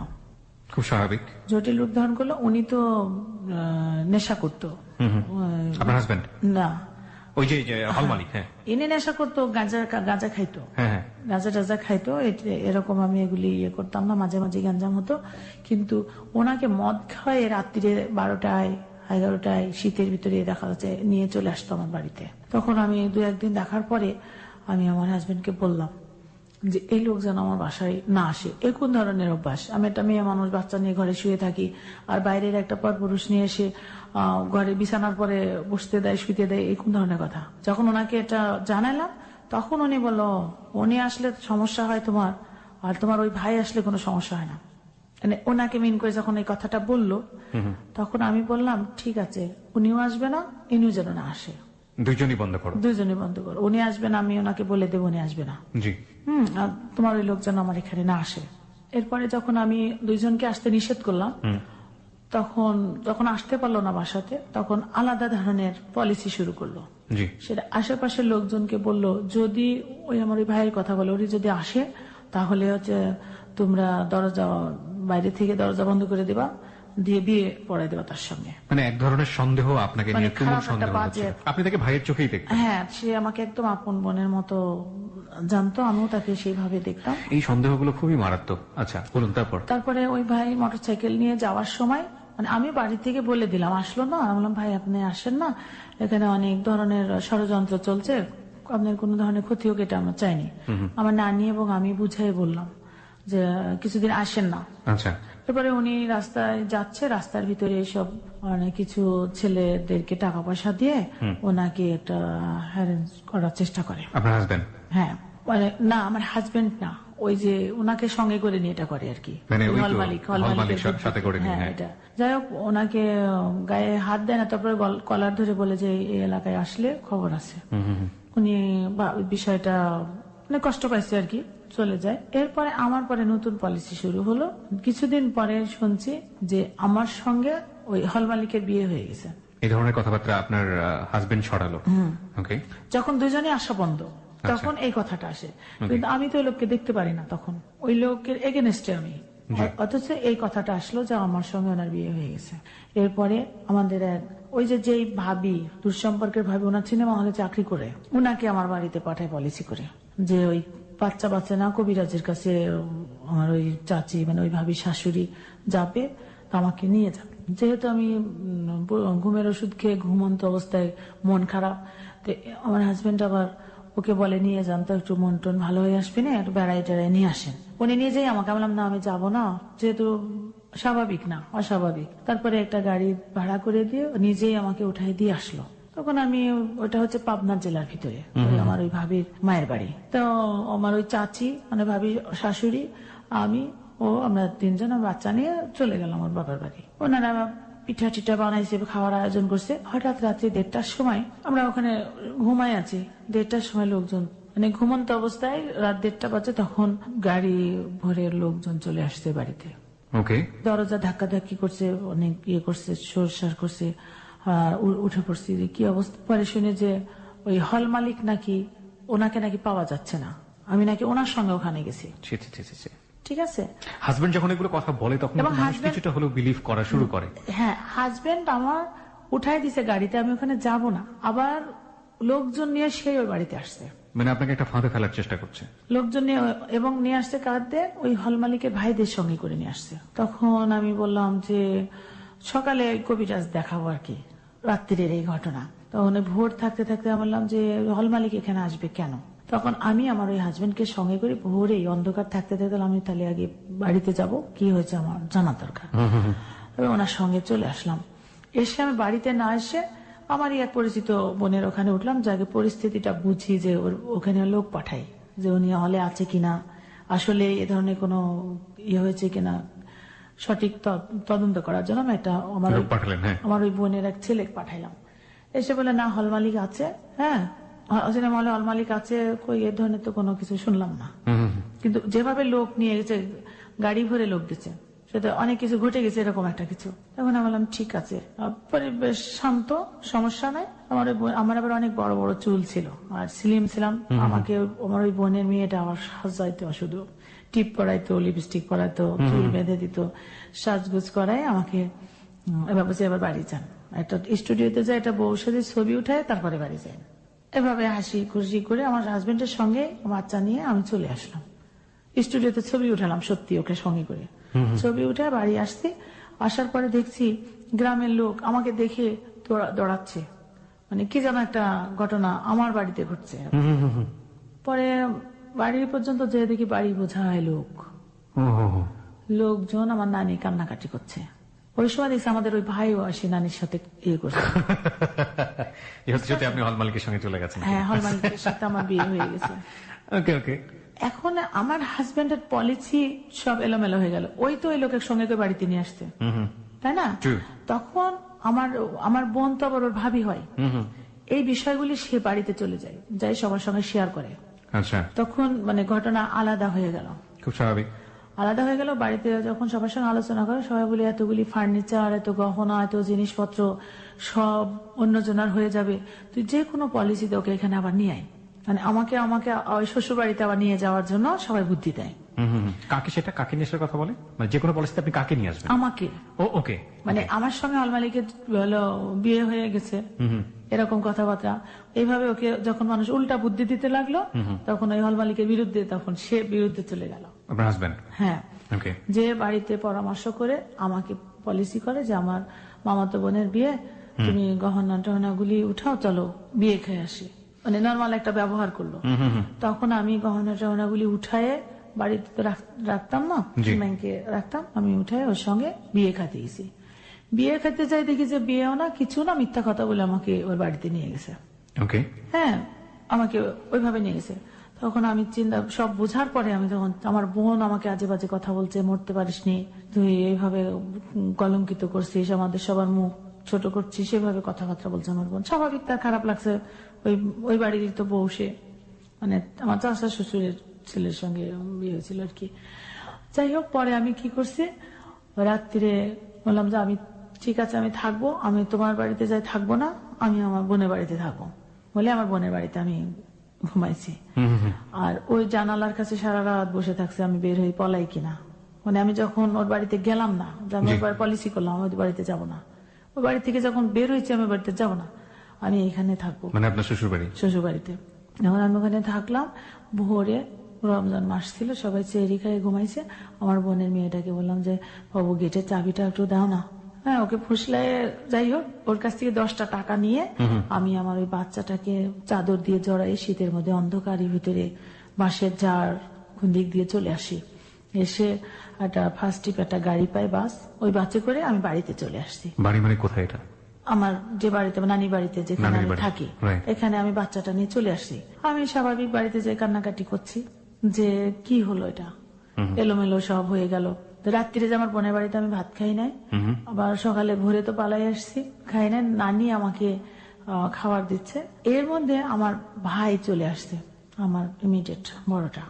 তো ও এসে আমার মামাতো ভাইদের সঙ্গে নিয়ে এসে বলছে, তুই কাল কি গেলি, আবার সকাল না হতে চলে আসছিস, কি হয়েছে, সমস্যা কি? তার মানে সকালে উঠে যখন দেখছে আমি পালাইছি, তখন ও আমার কাছে না এসে আমার ওই বাড়িতে আসতে, আমার ভাইয়ের কাছে এসে বুঝাইছে যে আমি হয়তো ওই হল মালিকের সাথে হয়তো আমি চলে চলে একটা জিনিস বুঝতে পারছি যে সাংসারিক টানাপোড়েন এতটাই জটিল হয়ে গেছে যে আপনার নামে বদনাম ছড়ানোর জন্য সমস্ত চেষ্টা করে যাচ্ছে আপনার হাজবেন্ড, এবং সেটা কখনো হল মালিকের নামে, কখনো আপনার ভাইয়ের নামে, যেখানে আপনার বিন্দুমাত্র কোনো ধরনের কোনো চিন্তা ভাবনা আপনার জায়গা থেকে ছিল না।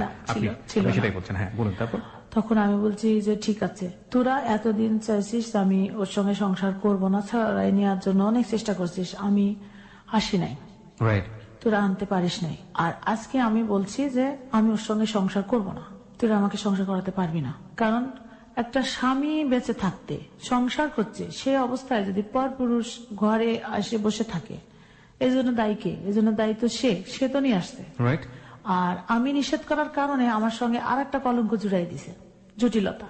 অতএব তার নিজস্ব কোনো কিছুই নাই, যে পরের কথায় উঠে বসে। হ্যাঁ, আমাকে বলে আমি তো জানি তুমি ভালো, লোকে যে বলে, মানে লোকে বলে সেজন্য সে আমাকে অত্যাচার করে, মারধর করে, কিন্তু সে জানে না, সে কখনো দেখেনি আমি ভালো কি খারাপ, এরকম সে জানে না, লোকের কথায় সে চলে। এক পর্যায়ে তার মানে আমাকে আমার ভাইরা কোনোভাবেই থাকতে দিল না, চল তোকে ওখানে নিয়ে যাবো, তাহলে আমি ওকে ডিভোর্স দিব, আমি থাকবো না, আমার যা আছে তো আমার তোদের পালা লাগবে না, আমার মতো আমি চলতে পারবো। আমার বাপ মানাইতে কি হয়েছে, আমি আমার মতো চলতে পারবো, তোদের গাড়ির বোঝা হবো না। ও নিয়ে গেছিল একরকমের পলিসি করে, সেটা একরকম ছিল, কিন্তু আমি পালাই আসছি। আসার পরে যদি তোমরা আমাকে রেখে আসো, তাহলে আমি ছোট হয়ে যাবো, যে তোর ভাইরা রাখেনি আবার রেখে গেছে, তাহলে আমি ছোট হয়ে যাচ্ছি। পরে বললো ডিভোর্স, ওখানে যাই ডিভোর্স করাই নিয়ে আসবো নি, তাহলে ওকে এখানে আসতে বল।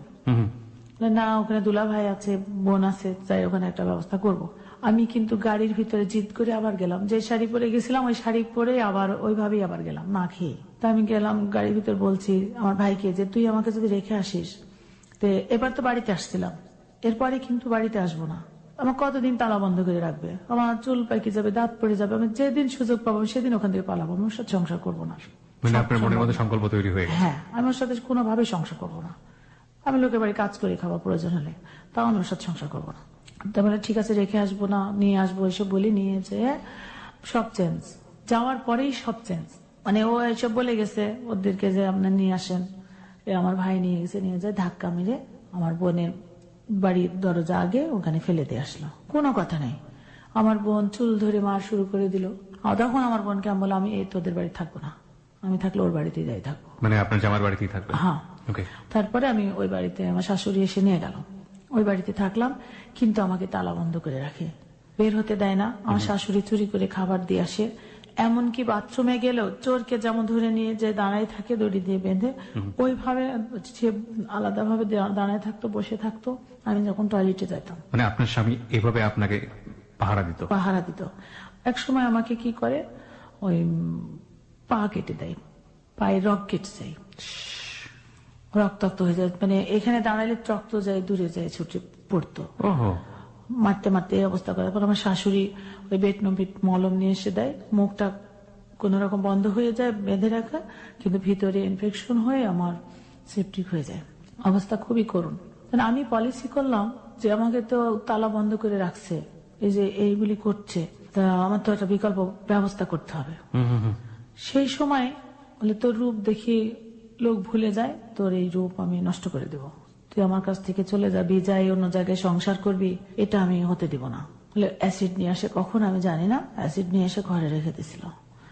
রাখার পরে ওইভাবে বলছে, মানে একদম মানে সিনেমার যেমন ভিলেনগুলি যেভাবে বলে ওইভাবে আমাকে বলছে, ওইভাবে বলছে, আর অ্যাসিড নিয়ে আমার মুখে মারি দেবে, ঢালবে।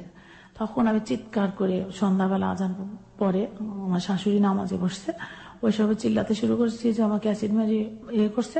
তখন আমার শাশুড়ি নামাজের থেকে উঠে এসে ছেলের পা জড়াই ধরে, নিজের ছেলের পা জড়াই ধরে, যে তুই ওকে আর এত শাস্তি দিসনি, তোর যে ও এতিম মানুষ, বাপ মানায়, আল্লাহ নারাজ হবে, তোর ভালো না লাগলে তুই ওকে ছেড়ে দিয়ে চলে যাক, যেদিক সেদিক চলে যাক, তাহলে তুই এই কাজটা করিস নি। আমার শাশুড়ি যখন এভাবে ছেলের পা জড়ায় ধরলো, বাধ্য হয়ে তখন সে থেমে গেল।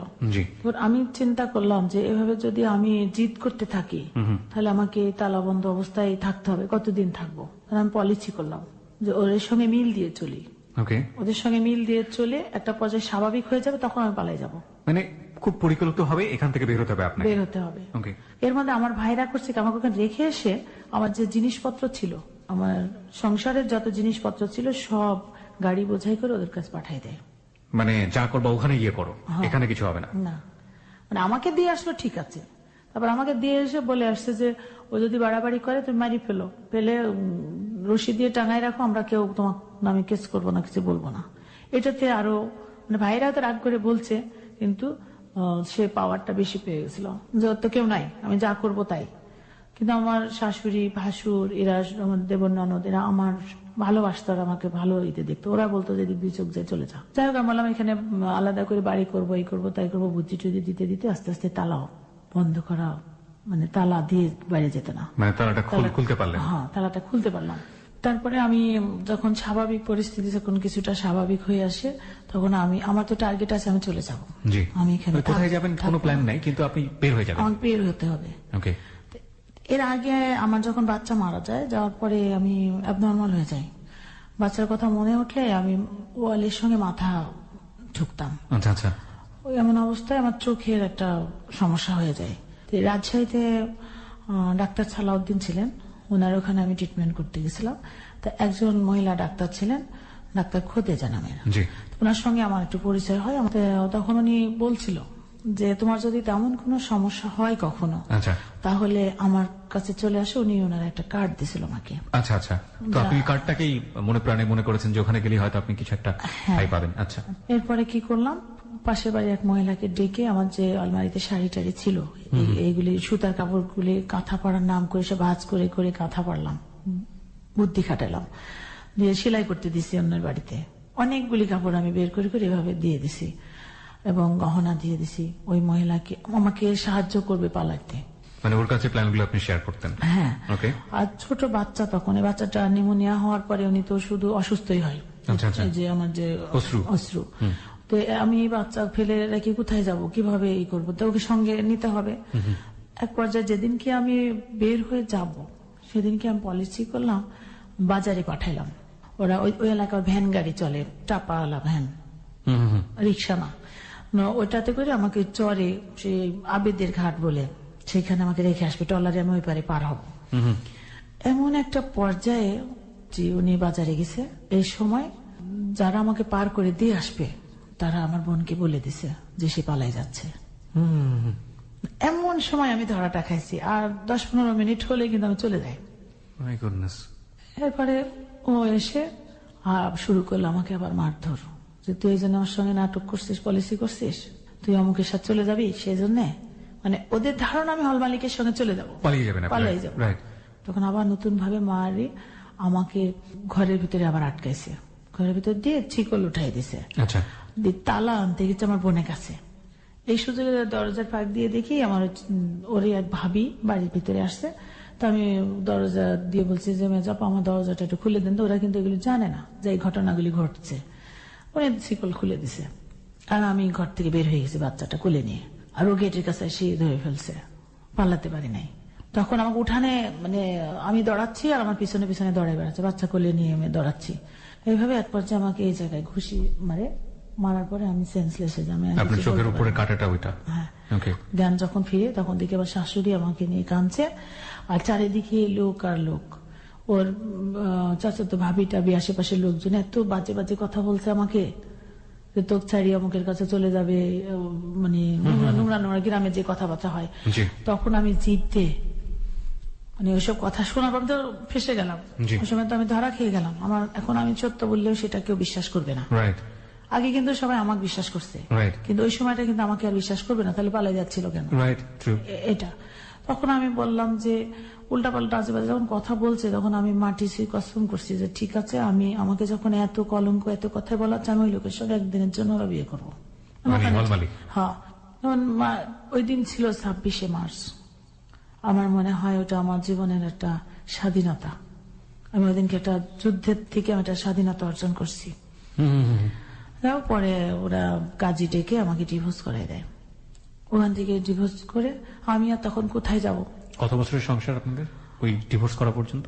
ওই পর্যন্ত 7 বছর। 7 বছর, মানে 8 বছরের মাথায় আর কি। 8 বছরের মাথায় আপনি এই মেয়েটাকে নিয়ে ডিভোর্স হয়ে গেলেন এবং আপনি কোথায় যাবেন কিছু জানেন না? জানি না। ওকে। তখন সবাই আমাকে ওই একটা ভ্যান গাড়িতে উঠাই দেয় যে অন্যদিকে চলে যান। তখন পাকশি আসলাম, ভেড়ামারায় আমাদের পদ্মা নদী আছে, ওইটা ফেরি পার হতো, তখন লালন শাসিত হয়েছে। তো ফেরি পার হয়ে অনেকখানি রাস্তা হেঁটে আসতে হয়। আমি বাচ্চাটাকে কোলে নিয়ে হাঁটতে আর পাচ্ছি না, পায়ে রক্ত ঝরছে, ওই ধুলাতে জুতার মতো হয়ে আসছে পায়ের সঙ্গে, ধুলা জড়ায়ে। মানে আমি দাঁড়াইও থাকতে পারছি না, তাড়াতাড়ি এখান থেকে কিভাবে পালাবো সে চিন্তা করছি। পরে যাই হোক একবার যাই উপরে যে একটা টেম্পো পেলাম, উঠে গেলাম কোথায়, আমার ওই যে মামা বলে রাখতাম, ওই হল মালিককে সাহায্য করতো, আমার বাড়িতে কখন কি আসছে না আসছে খোঁজ খবরগুলি দিত। ওই মামার ছেলের বাড়ি আবার হচ্ছে ঈশ্বর দিতে, ওদের ওখানে যেয়ে উঠলাম। ওখানে যাই উঠলাম, ওঠার পরে ওই মামা, আমার ওই মামার তো ভাইটা আমাকে রেখে চলে আসে আবার এই পারে। আসি হয়তো মামার সঙ্গে আলাপ আলোচনা করে হল মালিকের সাথে আলাপ করে ওই হল মালিককে নিয়ে চলে যাই সেই ওদের বাড়িতে। তখন উনি আমাকে বলতেন, তখন তো আমি বিধ্বস্ত অবস্থা, শারীরিক অবস্থা খুবই খারাপ, তারপরে অত্যাচারিত হয়ে আসছি, আমি কি ডিসিশন নিব ওই সময় আমি বুঝতে পারি নাই। তখন মামা বুঝাচ্ছে, সবাই বুঝাচ্ছে আমাকে যে তুমি, আর হল মালিক নিজে যায় আমাকে বলছে যে ডাক্তার নিয়ে গেছে, ওষুধ নিয়ে গেছে, ফলমূল নিয়ে গেছে আমার জন্য, সুযোগটা সে কাজে লাগেছে। তখন উনি বলছে যে তোর আব্বা আমার জন্মদাতা পিতা না হলে কর্মদাতা পিতা, আমার জন্য যখন তোর জীবন এরকম নষ্টই হয়ে গেছে তখন তোর দায়িত্ব আমি নিতে চাই। সবাই বুঝাইলো যে কি করবা, তাছাড়া উপায় নাই। কিন্তু ওনাকে আমি জীবনেও দেখতে পারি না, মদখোর, মানে বলবো কি, আমি একেবারে অপছন্দের একটা মানুষ ছিল, তাকে মেনে নেওয়া সম্ভব না। কিন্তু আমি ওই সময় কিভাবে হুমচিকেল ভাবে ডিসিশনটা নিলাম, নিরুপায় হয়ে। তখন আমি শুধু বললাম, আমার এই বাচ্চাটার জন্য আপনার সঙ্গে আমার এই হয়তো এটা মেনে নিচ্ছি, কিন্তু এই বাচ্চাকে যদি কখনো কোনোদিন অবহেলা করেন আমি কিন্তু মানব না। আর আমাকে লেখাপড়া করতে হবে, এই সুযোগটুকু দিতে হবে। এটা বলে আমি রাজি হলাম। তখন কাজী ডেকে নিয়ে এসে, ওখান থেকে তো ডিভোর্স করে আসছি, ব্যাক ডেট দিয়ে ডিভোর্স দিয়ে হয়েছে, এই ব্যাক ডেট দিয়ে আবার হচ্ছে বিয়ে দিল। মানে ওই মোমেন্টেই আসলে জিনিসটা করা হলো। করে উনি চলে আসলো, উনি ওখানে থাকলো না। আচ্ছা, এই যে ভদ্রলোককে বিয়ে করলেন, ওনার কোনো বউ সংসার ছিল না? হ্যাঁ, ওনার ছেলে আমার সঙ্গে, আর ওনার মেয়ে ছেলে আমার সঙ্গে। উনি ওই সম্পর্কে ছিলেন ততদিন নাকি উনি ডিভোর্স হয়ে গিয়েছিলেন? না, সংসার করতে। মানে ওনার সেকেন্ড ওয়াইফ হলেন আপনি? হ্যাঁ। ওকে। তো ওনারা যখন, ওরা কি ব্যাপারটা জানাশোনা ছিল ওদের যে আপনাকে বিয়ে করছে বা? হ্যাঁ, এটা একটা আলোড়ন সৃষ্টি হয়ে গেছে। এটা নিয়ে ওদের মধ্যে কোনো ধরনের কোনো ইয়ে ছিল না? না। ওকে। তো ঘটনা ঘটে গেছে, আর কোনো ডিসিশন পারলাম না, যা করতে যাচ্ছি সব জায়গায় শুধু হেরে যাচ্ছি। পরে ওখানে উঠলাম, উনি আমাকে বাসায়, যে বাসা দেখে রাখছিল ওই বাসায় পাঠাই দিল। দেওয়ার পরে ফ্লোরে ঘুমানো, একটা পাটি, একটা তোয়ালে আর একটা পাখা, হাত পাখা, এই হচ্ছে আমার সংসার। ফ্লোরে ঘুমাই, আর পলিথিনে করে আমাকে ভাত কিনে নিয়ে যে হোটেলে থেকে কিনে দিয়ে খাওয়ায়। এর মধ্যে দিয়ে অনেক কষ্ট, অনেক দুঃখ, মার গাল শুরু হয়ে গেল। হ্যাঁ, সে আমাকে রাখার জন্য বিয়ে করেনি, আমার ভাইয়েরা চাকর বলছিল সেই প্রতিশোধ নেওয়ার জন্য, আর আমার রহমত বিশ্বাসের জামাই হবে সেই রকম তার একটা শখ ছিল, যেটার প্রস্তাব সে অনেক আগে দিয়েছিল। এই লাইফটা কতটা মানে ড্রামা হতে পারে, মানে দিস ইজ রিয়েলি আনথিঙ্কেবল। বলুন তারপরে যাই হোক, আমি তো যে আমার তো ব্যাংকে টাকা ছিলই, ওখানে টাকার পরে উনি আমাকে অনেক কষ্ট দিছে, কষ্টের মধ্যে দিয়েও আমি ওই লেখাপড়াটা কিন্তু ছাড়ি নাই। আপনি লেখাপড়া চালিয়ে গেছেন? আমি লেখাপড়া চালিয়ে গেছি। তখন যে আমি, ওনার বউ আসে আমাকে নিতে, ওই ওনার বাড়িতে নিয়ে যাবে, আমি বললাম না, আমি বাড়িতে যাব না, আমি আলাদা থাকি, ওটা আপনার স্বামী আপনার বাড়িতে যাবে, যাতে এরকম কোন জিনিস না আসে যে সতীন এরকম না আসে। আর উনি আমার এখানে থাকতো না, ওই লোকজন পাঠাতো, বাচ্চাদের পাঠাতো আমাকে দেখাশোনা করার জন্য। উনি আমাকে দেখা যায় রাত 11টার সময় দেখা করে গেল রিক্সা থামায়, আবার রাত 1টা-1:30টার সময় এসে আমার ঘরের পিছনে চুপ করে দাঁড়ায় থাকতো, যে আসলে আপনার ঘরে অন্য কেউ ঢুকে কিনা। ঢুকে কিনা এইসব আজে বাজে চিন্তা ভাবনা করতো, ইনকোয়ারি করতে লাগলো বিভিন্ন ভাবে। মানে যেটা আপনার ফার্স্ট হাজবেন্ড করতো। হ্যাঁ, তারপরে আমি ওই সময় বোরখা পরে চলতাম, আমি মুখ ঢেকে চলতাম, মানে পর্দায় চলতাম, 5 ওয়াক্ত নামাজ পড়তাম, কোরআন শরীফ পড়তাম, আর না খেয়ে থাকতাম। ওই সময় দিনে সিনেমা হলে সাইকেল গ্যারেজ থেকে 25 টাকা করে আমাকে ধার্য করা ছিল আমার নামে। এই 25 টাকার ভিতরে উনি আবার 5 টাকা 10 টাকা প্রতিদিন খরচ করে ফেলতো। যেমন 14 টাকা কেজি চাল। তখন আমার ওই বাচ্চাটাকে নিয়ে আমি থাকতাম। যেদিন বলতাম খাবার নাই সেদিন আর আসতোই না। যে বাচ্চাটা কোলে নিয়ে আবার সকালে ওর বাড়িতে যেতাম, বউকে বলতাম যে এরকম খাবার নাই, বউ হয়তো একটু ভাত খাওয়াই দিত, একটু চাল বেঁধে দিত, ওটা নিয়ে এসে আবার থাকতাম। এরপরে আমি ভাবলাম যে বাচ্চা, পরে আমার বাচ্চা পেটে আসে এই সেকেন্ড হাজবেন্ডের ঘরে। হ্যাঁ, আচ্ছা। তো ওনারা কেউ চায় না যে আমার বাচ্চা হোক, এরকম একটা ইতে ছিল। মানে চিন্তা করছে যে একে যদি কষ্ট দিই তাহলে তো চলে যাবে। সিনেমা হল ছিল তখন 4টায়ের বেড়া, মানে কাঁচা ছিল। আচ্ছা আচ্ছা।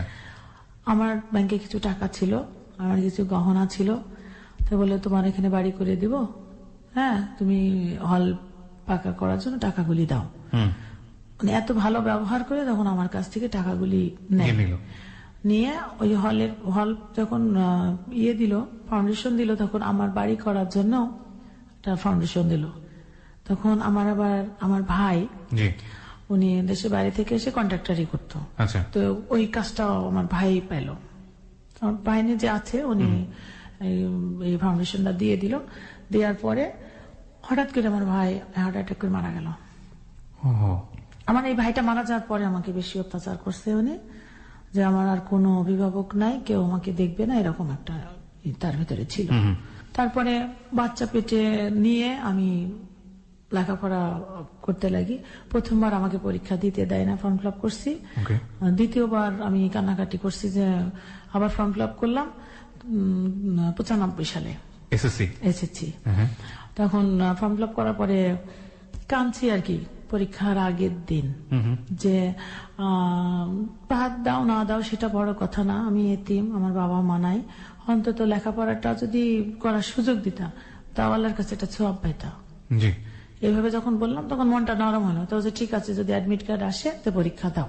কারণ সারা মাস পড়া নাই, মানে কান্নাকাটি অত্যাচার, এর মধ্যে দিত কাল পরীক্ষা, আজকে অ্যাডমিট কার্ড আসলে পরীক্ষা দিব। তো গেলাম, যে দেখি 1 নম্বরে আমার অ্যাডমিট কার্ডটা আসছে। অনেকে বাতিল হয়েছিল রেজিস্ট্রেশন 95 সালে, ওই যে অবজেক্টিভ শেষ। তখন ওনার ছেলে আমার সঙ্গে থাকে, আমার এক রুমে ওনার মেজর ছেলে, ওই ছেলে আর আমি একসঙ্গে লেখাপড়া করি। তো ওর 3টা টিচার রাখছে, আমার তো টিচার আসতে দেয়নি। হ্যাঁ, এভাবে আমি পড়ছি। ওই আমার এক বান্ধবী ছিল, ওর কাছ থেকে এই পপি গাইড রাত্রে একটা করে নিয়ে আসছি, ওর বই নিয়ে এসে সারা রাত প্রশ্ন মুখস্থ করছি, সকালে পরীক্ষা দিতে গেছি। তাও আবার অন্য গ্রামে যাই পরীক্ষা দিছি, বোরকা পরে, ওই যে যেখান থেকে চলে আসছে আমার আগের হাজবেন্ডের এলাকায়, ওখানে পরীক্ষা সেন্টার। অনেক রিস্কে আমি পরীক্ষা দিয়ে আসছি। এসে মিলাইতাম যে দেখি ওর প্রশ্ন আমার প্রশ্ন সঠিক হয়েছে কিনা, এরকম। যাই হোক, ওই পরীক্ষা দিয়ে আসলাম, দিয়ে এসে আমি বললাম যে আমি ফার্স্ট হব, ফার্স্ট ডিভিশন পাবো, না হলে ফেল করবো, অঙ্কে খারাপ হয়েছে।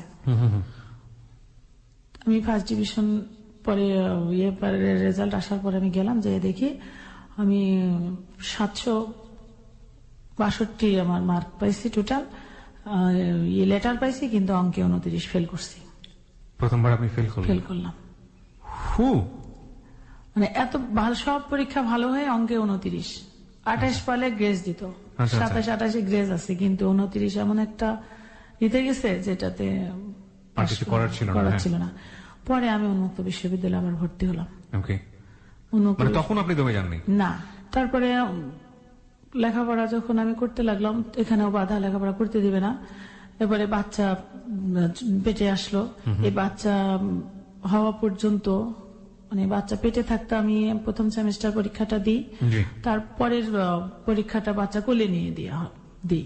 কিন্তু আমার বাচ্চা পেটে থাকতো, আমার যে খিদা লাগতো, যে খাবারের জন্য ছটফট করতাম, আমাকে কারোর সঙ্গে মিশতে দিত না, আমাকে অন্য বাড়ির লোকজন খাবার এনে চুরি করে খাওয়াই যেত। এমন কষ্ট। আতুর ঘরেও আমি একটু খাবার পাইনি এই বাচ্চা নিয়ে। শেষে বাচ্চার বয়স যখন 27 দিনকার, ওই দিন আমি বাচ্চা কোলে নিয়ে ডেল্টা লাইফ ইন্স্যুরেন্সে আমি গ্রামীণ বীমা প্রকল্পে চাকরি নিই। ওকে, যে না খেয়ে কতক্ষণ থাকবো।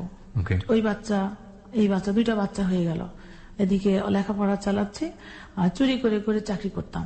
যে উনি যখন আসতো না, সেই সকালে বের হয়ে যেতাম, সদস্য বানাতাম আশেপাশে, গ্রাহক তৈরি করতাম, করার পরে আবার উনি যখন দুপুরবেলায় বাসায় খেতে আসার সময় হতো, তখন আমি চলে আসতাম বাসায়। আবার যখন উনি বের হয়ে যেত, তখন আমি আবার বের হতাম। 3 মাস এভাবে চুরি করে চাকরি করতে করতে টের পেয়ে গেল যে আমি চাকরি করি। তখন আবার অনেক ধরনের উল্টাপাল্টা আজে বাজে কথাবার্তা বলতে লাগলো। একবার চাকরি ছেড়ে দিয়ে আসি, আবার কিছুদিন পরে আবার করি, না খেয়ে থাকলে আবার করতে হয়। এর মধ্যে দিয়ে আমি কুটির শিল্পের কাজ শুরু করি। বেকার মহিলাদের নিয়ে আমি একটা সংগঠন তৈরি করে একটা অফিস করে আমি সেলাই টেলাই শিখাইতাম আর কি, কাজ করতাম যে ব্যবসা করবো। এটা কি আপনি পারতেন আগে থেকে সেলাই টেলাই এগুলো পারতেন? কোথাও প্রশিক্ষণ নিলেন নাকি? না, আপনি ইন্সপায়ার হলেন কিভাবে? আমি আমার আম্মা সেলাইয়ের কাজ শিখাতো আগে, সো এগুলোই আপনি কাজে লাগালেন। আপনি নিজে নিজে চিন্তা করলেন যে আপনার কিছু একটা করতে হবে ইকোনমিক্যালি। ওকে, বলুন। তো ওইটার পাশাপাশি আমি এই কাজটা করতে লাগলাম। তো যাই হোক, শেষে উনি এমন একটা পর্যায়ে চলে গেল, আমাকে দিনরাত অত্যাচার, গায়ে হাত তুলতো। আপনার সেকেন্ড হাজবেন্ড? হ্যাঁ, উনি মারধর করতো আর বলতো এত শাস্তি দিই, তার পরেও এমন কোন ধরনের কষ্ট নাই যে আমি ওখানে পাই নাই। আচ্ছা। রাত্রে 1টা-1:30টার সময় আমাকে মেরে বের করে দিত বাসার থেকে, যাতে আমি চলে যাই। তখন আমার জিদ ছিল যে আমার বাপের প্রতিশোধ নিতে যায়, আমার ভাইদের প্রতিশোধ নিতে যায়, আমার জীবনটা যেহেতু এভাবে নষ্টই করছে, কষ্ট কত দিতে পারে। হ্যাঁ, আমি যাব না, আমি এখানেই থাকবো। কারণ আমি ওখান থেকে চলে আসলে তারা সাকসেস, কারণ আমার টাকা পয়সা নেওয়া হয়ে গেছে।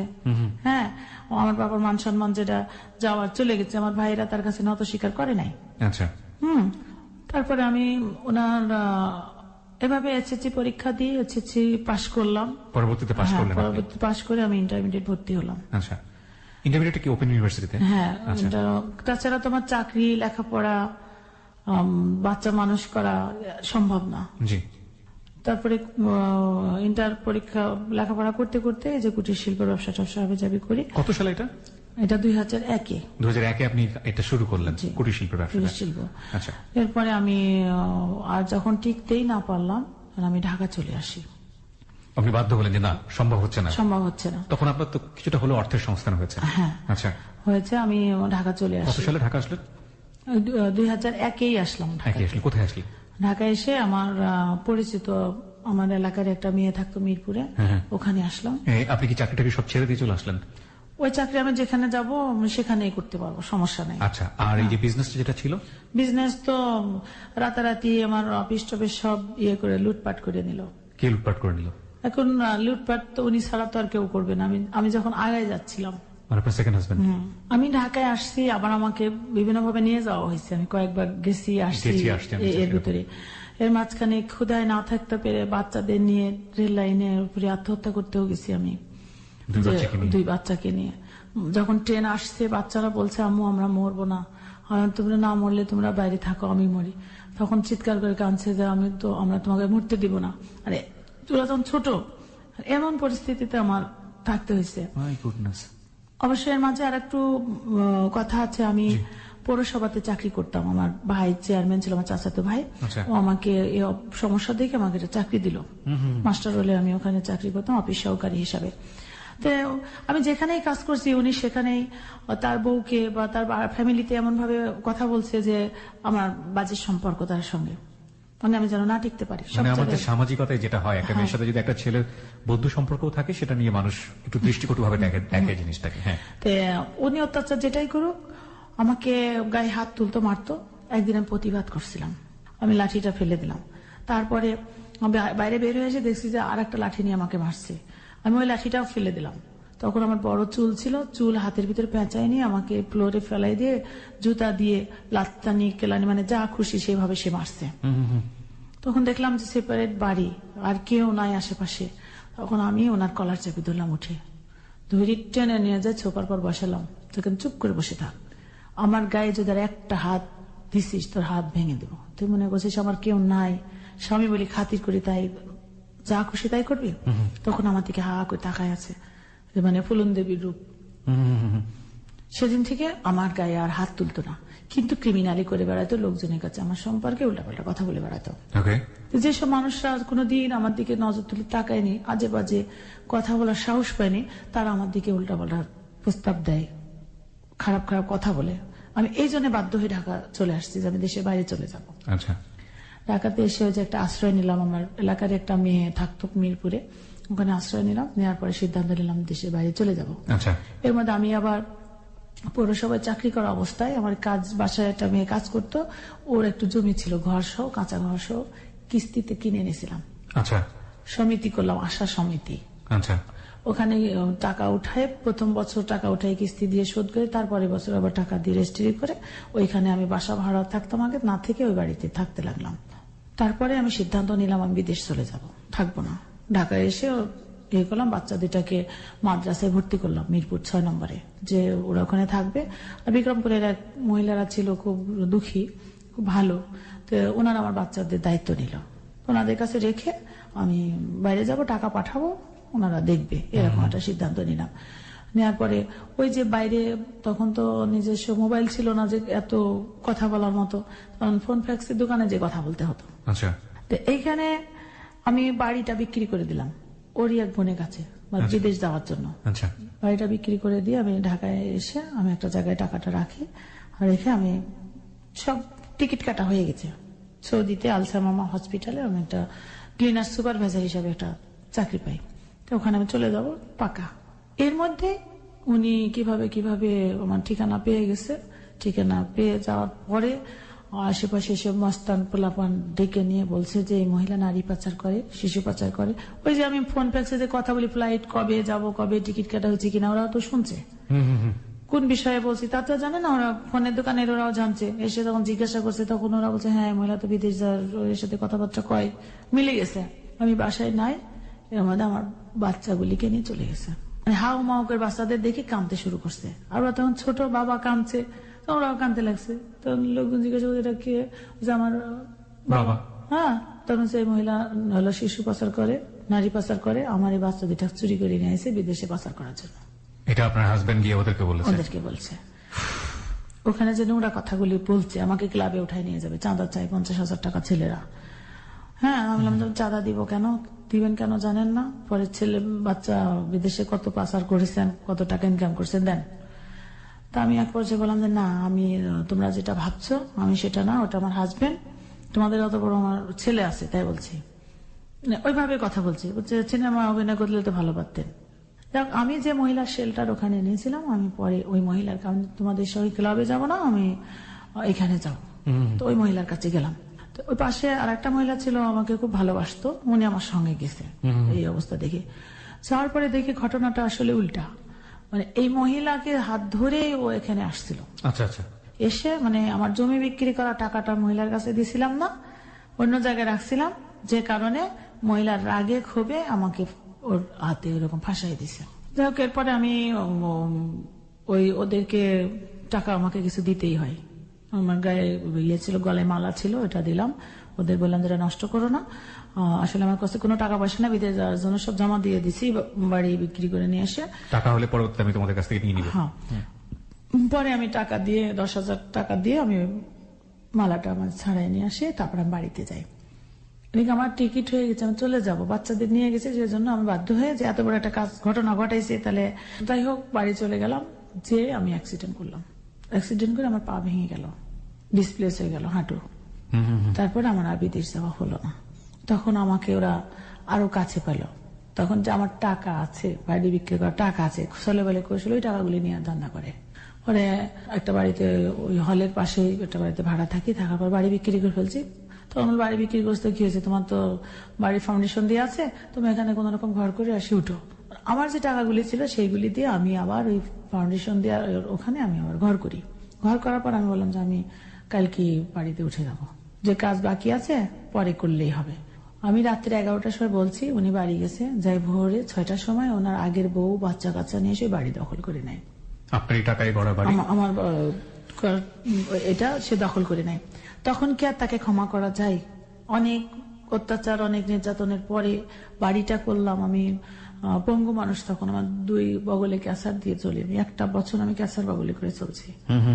তখন আমি ওই ক্যান্সার বগলে নিবার অবস্থায় আমি বললাম যে আমার সাথে, আমি বললাম ওটা আমার সাথে রিক্সায় উঠ, নিয়ে কাজী অফিসে নিয়ে গেলাম, নিয়ে যাই বললাম এখানে একটা সিগনেচার দে, তাহলে আমি জানবো তুই আমার স্বামী না, তাহলে তোর কোনো কিছু পর আমার অধিকার থাকবে না, আর আমি কোথায় যাচ্ছি কি করছি আমার পরও তোর অধিকার থাকবে না, আমি তুই চাকরিও করতে দিবি না, নিজেও খাইতে দিবি না, এভাবে আমার কষ্ট দিবি, তো এটা কয়দিন পরে যায় উনি বলছে আমি সাক্ষী নিয়ে আসি, বলে আমি সিগনেচার করে দিচ্ছি, ও দিক না দিক আমি সিগনেচার করে দিই, ডিভোর্স হয়ে যায়। ডিভোর্স দেওয়ার পরে আমি বাসায় চলে আসি, তখন আমাকে নিষেধ করেনি, পরে কিন্তু আবার নেওয়ার জন্য খুব চেয়ারম্যান আমার ভাইটাইকে সবাইকে ধরে, পরে মানে চেয়ারম্যান যখন এসে আমাকে বলে যে যা হয়েছে আপনি সংসার করতে হবে করেন, আমি যে না, ছেলেটাকে তুমি হাতে করে নিয়ে আসেনি, আমার বাচ্চা হওয়ার পরে ওর ছেলে মহলের সম্পত্তি সব ওর বোন নামে রেজিস্ট্রি করে দেয়।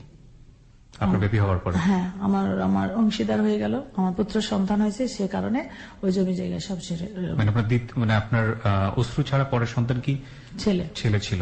আচ্ছা, রেজিস্ট্রি করে দেয়, তাহলে তারপরে তো কোনো অধিকার নাই, আমি কর্ম করে খাচ্ছি, আমাকে তো কিছু দিবেও না, আর কর্ম করতে দেয় না, সেজন্য বললাম তাহলে ছেলেটার নামে একটা কিছু লিখি দিক, ছেলেটা তো তার। পরে ওর 60 শতক জমি মনে হয় হলে ছিল, সেই জমি 4 শতক জমি ছেলের নামে জীবন শত দানপত্র করে দেয়। তখন আমি বললাম ঠিক আছে, দানপত্র করুক, সমস্যা নাই, আমি ওখানে দরকারে ঘর করি, আবার ইট টিট কিনে টিনে নিয়ে যায়, আবার ওখানে ঘর করতে গেলাম, তখন ওখানে করতে দিল না, বাধা দিল। তারপরে আবার সেই ইট বাঁশ যা ছিল নিয়ে এসে আমার নানির বাড়িতে, ওই যে আগে যে ছিলাম ওই নানির বাড়ি আবার ভালো করে সেটা টেরে নানির বাড়িতেই স্থান নিলাম। তারপরে সে ডিভোর্স অবস্থায় আমার বাড়িতে চলে যায়, মানে আশেপাশে লোকে বলি নাই ডিভোর্স, কারণ যদি মীমাংসা হয় এরকম একটা সিদ্ধান্তে ছিলাম, তো হলো না, তখন অত্যাচার সহ্য করতে না পারে তখন আমি বাধ্য হয়ে ঢাকা চলে আসলাম। ফাইনালি আস্তে আস্তে পাটা স্বাভাবিক হয়ে আসলো, লাঠি ছেড়ে দিলাম, আবার ওই অফিসে যোগাযোগ করে আবার বিদেশ যাওয়ার জন্য চেষ্টা করলাম, রেডি করলাম, করার পরে এর মধ্যে উনি একটা বাজে কাজ করছে, আমার অফিসে চাকরি করতো একটা মেয়ে, ওকে নিয়ে আমার বাড়িতে যাই থাকতো রাত্রিরে, আমার ওই নানির বাড়িতে, আমার নানি তখন বিছানাগত, আমি অত্যাচারে টিকতে পারি না, আমি ঢাকা চলে আসছি, আর ও আমার বাড়িতে অন্য মহিলা নিয়ে যাই থাকছে, আশেপাশে লোকজন আবার সব টের পাইছে, মারধর করতে গেছে।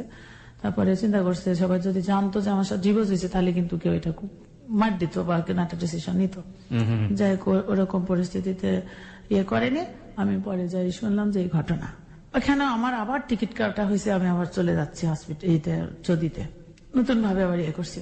এর মধ্যে যখন ওই মহিলাকে নিয়ে যায়, আমি সহ্য করতে পারি না, বললাম যে আমি ডিক্লার দিয়ে দিচ্ছি মানুষকে যে আমি ওকে ডিভোর্স দিয়ে দিচ্ছি, তার সঙ্গে আমার কোনো সম্পর্ক নাই, প্রয়োজন হলে আমি আবার বিয়ে করবো, মানে আগের কথা এটা বলে ফেলছিলাম। 3 দিন ছিলাম, এই 3 দিন আমার অনেকগুলি বিয়ে আসে, আমার অফিসে লোকজন চলে আসে, মানে ভালো ভালো প্রস্তাব আসে, আসলে তো আমি বাইরে চলে যাবো, এটা আগের মাথায় বলছিলাম। হ্যাঁ, তো এক ঘরটার লোক আমাকে যে বলছে এরকম, ওনার বউ ছিল তো ডিভোর্স, উনি প্রস্তাব দিছে, তা বললাম যে ভাই শোনেন, আমার জীবনটা অনেক যুদ্ধের, আপনি সব দিক দিয়ে ভালো, ইউনিভার্সিটি ঢাকা ইউনিভার্সিটি থেকে লেখাপড়া করছেন, ঠিক আছে, আমার আসলে টাকা পয়সা যারা আছে তার সাথে বিয়ে করবো, আমাকে যেন কর্ম করে না খেতে হয়, আমার নিশ্চয়তা চাই, আমি এই জন্য বিয়ে করবো। আচ্ছা, এইভাবে বলে আমি চলে আসছি ঢাকাতে, শয়তানি আর কি। এইটাকে শুনে ওই ক্রিমিনালের মাথার ভিতরে দিয়ে দিছে যে উনি আবার একটা স্কুলের প্রিন্সিপাল ছিল, বলে দিছে যে অমুকের সাথে তার বিয়ের কথাবার্তা হচ্ছে, আমার সঙ্গে কিন্তু তার আর কোনো যোগাযোগ নেই, আমি ঢাকা চলে আসছি। আসার পরে কিছুদিন পরে নাকি উনি ঢাকায় আসছে, ওই যে লোককে কথা বলছিল উনি ঢাকা আসছে, আমি জানি না, আমার জানার কথাও না। পরে চিঠি লিখছে ওই লোকের বাপের বাড়িতে যে আমি তখন মগবাজারে থাকি আমার বাচ্চা দুটাকে নিয়ে, যে আশ্রয় নিয়ে আমাদের এক আঙ্কেল আমাকে একটা মেয়ের সঙ্গে রুম নিয়ে দিছিল, আমার বাচ্চা দুটা নিয়ে যাতে ওখানে থাকতে পারি পরবর্তীতে।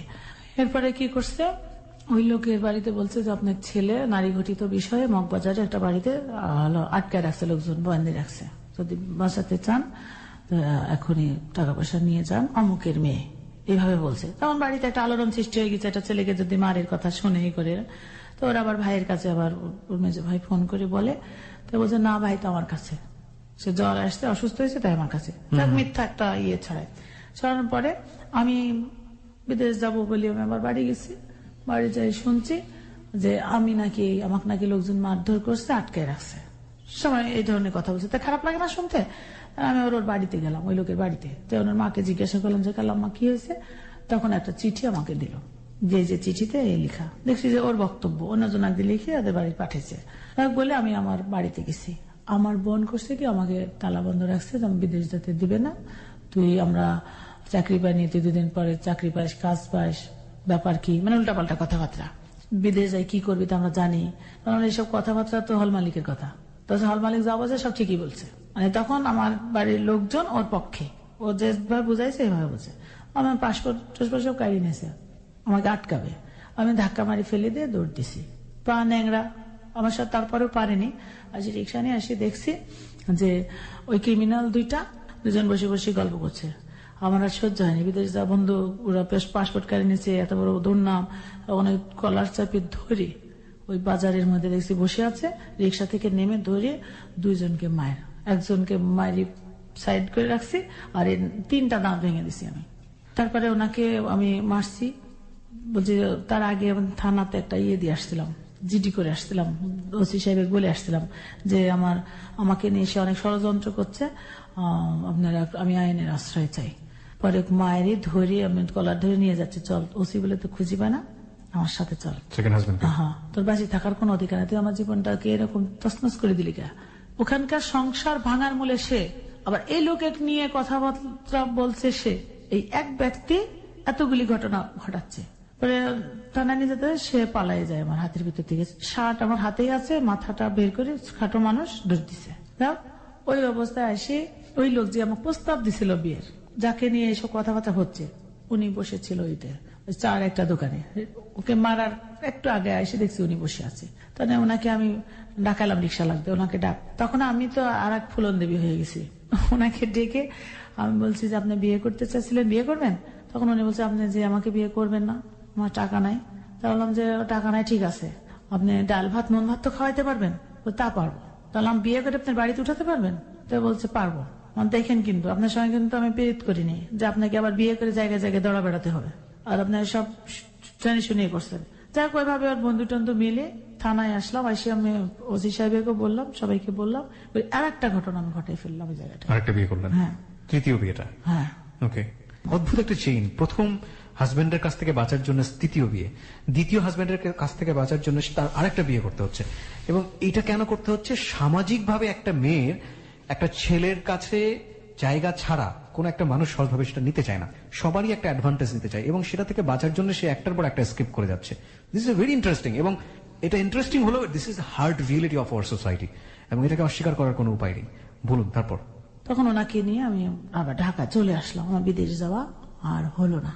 ওনাকে নিয়ে আমি চিন্তা করলাম যে লেখাপড়া জানি ভালো, তাকে ভালো একটা পজিশন দিয়ে চাকরি, তার মেধা আছে এবং খুব ভালো মনের একটা মানুষ, যার সঙ্গে আমার বিয়ে হলো, আমার সঙ্গে বন্ধুত্বপূর্ণ সব জানতো আপনার অতীত? হ্যাঁ, আমার অতীত সব জেনেই সেও ডিভোর্স ছিল। হ্যাঁ, এটা করছে। ভালো মনের মানুষ, উনি যদি আমাকে সহযোগিতা করে, একসঙ্গে করে আমরা অনেক কাজ কাম করতে পারবো। পরে উনি চাকরি পেলো, যেটা পোস্টিং হলো, বেশ একটা সুখে সংসার আমার তৈরি হয়ে গেল। কিন্তু ইনার ব্রেনের ভিতরে দিয়ে দিল বিভিন্ন ধরনের পুশিং, ফোন করে করে, যে আপনার বউ তো খারাপ, এরকম একটা খারাপ মহিলার সাথে আপনি সংসার করেন, মানে উল্টা পাল্টা বলতে বলতে উনি নষ্ট হয়ে গেল। আপনার আগের হাজবেন্ড এটা করলো? হ্যাঁ। জিঘাংসা অনেক বড় একটা খারাপ গুণ, এটা প্রত্যেকটা মানুষেরই কিছু না কিছু আছে। পরে উনি আমাকে কিছু বলতে পারতো না, উনি চলে গেল নেশার জগতে। আর একটা জীবন আমার শুরু হয়ে গেল নেশা। চাকরিটা ধরে রাখতে পারলো না। তখন ওই আমার শ্বশুর মশাই, উনি তখন বেঁচে ছিলেন, উনি আমাকে বলল যে ওর আগের বাচ্চা আছে 2টা, বউ ডিভোর্স করা, বাচ্চাদের জন্য তো মন খারাপ করে, সেই জন্য নেশা টেশা করে, তুমি একটা বাচ্চা নাও, দেখো হচ্ছে ও ভুলে যাবে, আস্তে আস্তে ভালো হয়ে যাবে। 2টো বাচ্চা কি আপনার সঙ্গে ছিল তৃতীয় হাজবেন্ডের কাছে, নাকি 2টো বাচ্চা কোথায় গেল? না, 2টা বাচ্চা আমার আপনার সঙ্গেই ছিল সেই মুহূর্তে, একটা ছেলে একটা মেয়ে। হ্যাঁ। এখন এই এনেও এরকম নরবরি অবস্থা, তখন তো চলতে তো হবে। এমন একটা পরিস্থিতি গেছে আমার এই বাচ্চা নিতে যে চিটাগাঙে চাকরি চলে গেল। তখন সিজার করতে হবে, বাচ্চা 9 বছর পরে, বাচ্চা বড় ছেলের 9 বছর পরে বাচ্চা, এক ছেলে এক মেয়ে ছিল। আমার চিন্তা ছিল না। পরে ওনারা আবার এই যে চিন্তাও করলাম যে আসলে তো তাই, নিজের বাচ্চা হলে হয়তো ভালো হয়ে যাবে, এই বলি বাচ্চাটা নিলাম, সিজার করলাম, চাকরি চলে গেল ওনার ওখানে। তখন আমি আবার ঢাকা চলে আসলাম। এসে সবার হসপিটালে ভর্তি হয়ে থেকে পরে ঢাকা মেডিকেলে সিজার করা হয়। সিজারে লাইগেশন করে নিলাম যে আর বাচ্চা কাচ্চা নিব না, একবারে পার্মানেন্ট একটা বিষয়। এই বাচ্চা হওয়ার সময় আমি এই যে সবারই থেকে যে কষ্ট, না খেয়ে থাকা, ওনার কাজ নাই, আমি অসুস্থ, এইরকম ভিতরে আমি একটা এনজিও অফিস ছিল ওখানে, ওনাকে বললাম যে আমার একটা চাকরি দরকার। উনিও চাচ্ছিল একটা ওনার প্রজেক্টের দায়িত্ব নেওয়া। ওখানে ওনার প্রজেক্টের ম্যানেজার হিসাবে আমাকে দায়িত্ব দেয়, বলে বেতন দিতে পারবো না আপনাকে, আমি আপনার বাসা ভাড়া যেন না লাগে, এই বাড়ির পুরো দায়িত্ব আপনি থাকবেন, এখানে আপনি ব্যবসা বাণিজ্য করতে পারবেন। তখন আমি ওখানে থাকি। থাকার পরে উনি আমাকে প্রথম মাসে আমাকে একটা সেলাই মেশিন কিনে দেন।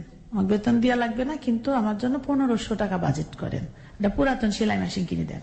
উনি আমাকে পুরাতন একটা সেলাই মেশিন 1300 টাকা দিয়ে কিনে দিয়ে 200 টাকা নগদ আমার হাতে দিয়ে গেল। আমার হাজবেন্ড নিয়ে বাচ্চা নিয়ে ওনার ওই বাড়িতে থাকতে লাগলাম। এর মধ্যে ওই যে ফকির টকির ধরে নিয়ে যে ওই বাড়িতেই আমি শেল্টার সেন্টার হিসাবে রাখছি, বড় বাড়ি, দোতলা বাড়ি, একটা পুরা বাড়িতে। ফকির টকির ধরে নেওয়া মানে রাস্তা থেকে ফকির ধরে নিতে? হ্যাঁ, ওই যে যারা রাস্তায় ভিক্ষা করে, জোয়ান মানুষ বাচ্চা নিয়ে নিয়ে ভিক্ষা করে, এদেরকে কিছু নিয়ে নিয়ে যে ট্রেনিং করায় বিভিন্ন কাজ। ওই সময়টা থেকে? ওই সময়টা থেকে। কত সালে এটা? এটা 2004-05। 2004-05 সালে আপনি মনে করলেন যে আপনি যেহেতু সেলাই জানেন, সো এদেরকে দিয়ে কিছু কাজ করায় আপনার কিছু করা, এদেরও নিজের একটা স্বাবলম্বী করা। জি। তারপর? আমি ওখানে ওই 200 টাকা পুঁজি থেকে আমি 6 মাসে 40,000 টাকা পুঁজি হলো আমার ব্যবসা। আচ্ছা। প্লাস্টিকের পুরাতন বস্তা কিনে কিনে ব্যাগ বানায় মার্কেটে দিই, সেলাই করি। প্রথমে 150 টাকা দিয়ে 100 পিস ব্যাগ নিলাম, ধুয়ে পরিষ্কার করে ব্যাগ বানায় ওটা 500 টাকা বিক্রি করলাম। পরে আবার 300 টাকা দিয়ে 200 কিনলাম। এইভাবে আমার খরচটা রাখতে রাখতে এই কাজগুলি করি। এই তখনই আমি যে মাশরুম ট্রেনিং যা করার এগুলি একটার সাথে যুক্ত হলে আরেকটা সন্ধান পাচ্ছেন, আরেকটার সাথে যুক্ত হলে আরেকটা সন্ধান পাচ্ছেন। কোন প্রতিষ্ঠান কি আপনি দাঁড় করালেন সেই মুহূর্তে? হ্যাঁ, তখনই আমি যে মাশরুমটাকে ইয়ে করাই।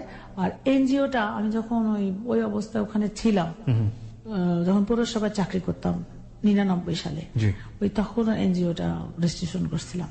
মানে মনের ভিতরে কিছু করবো এটা সব সময়ই ছিল, এত প্রতিকূলতার মধ্যে চেষ্টা করে আসছি, সাকসেস হইতে পারি নাই, কারণ নিজেরই জীবনের কোনো গ্যারান্টি ছিল না, সামাজিক অনেক প্রতিবন্ধকতা ছিল। এবং শেষ পর্যন্ত আপনি যেটা করলেন, এনজিও দাঁড় করালেন এবং আপনি যে মাশরুমের একটা ইয়ে করলেন। না, মাশরুমের একটা কোনো নাম আছে প্রতিষ্ঠানের? হ্যাঁ, অজানা মাশরুম ফুড প্রোডাক্ট। অজানা নামটা কেন দিলেন?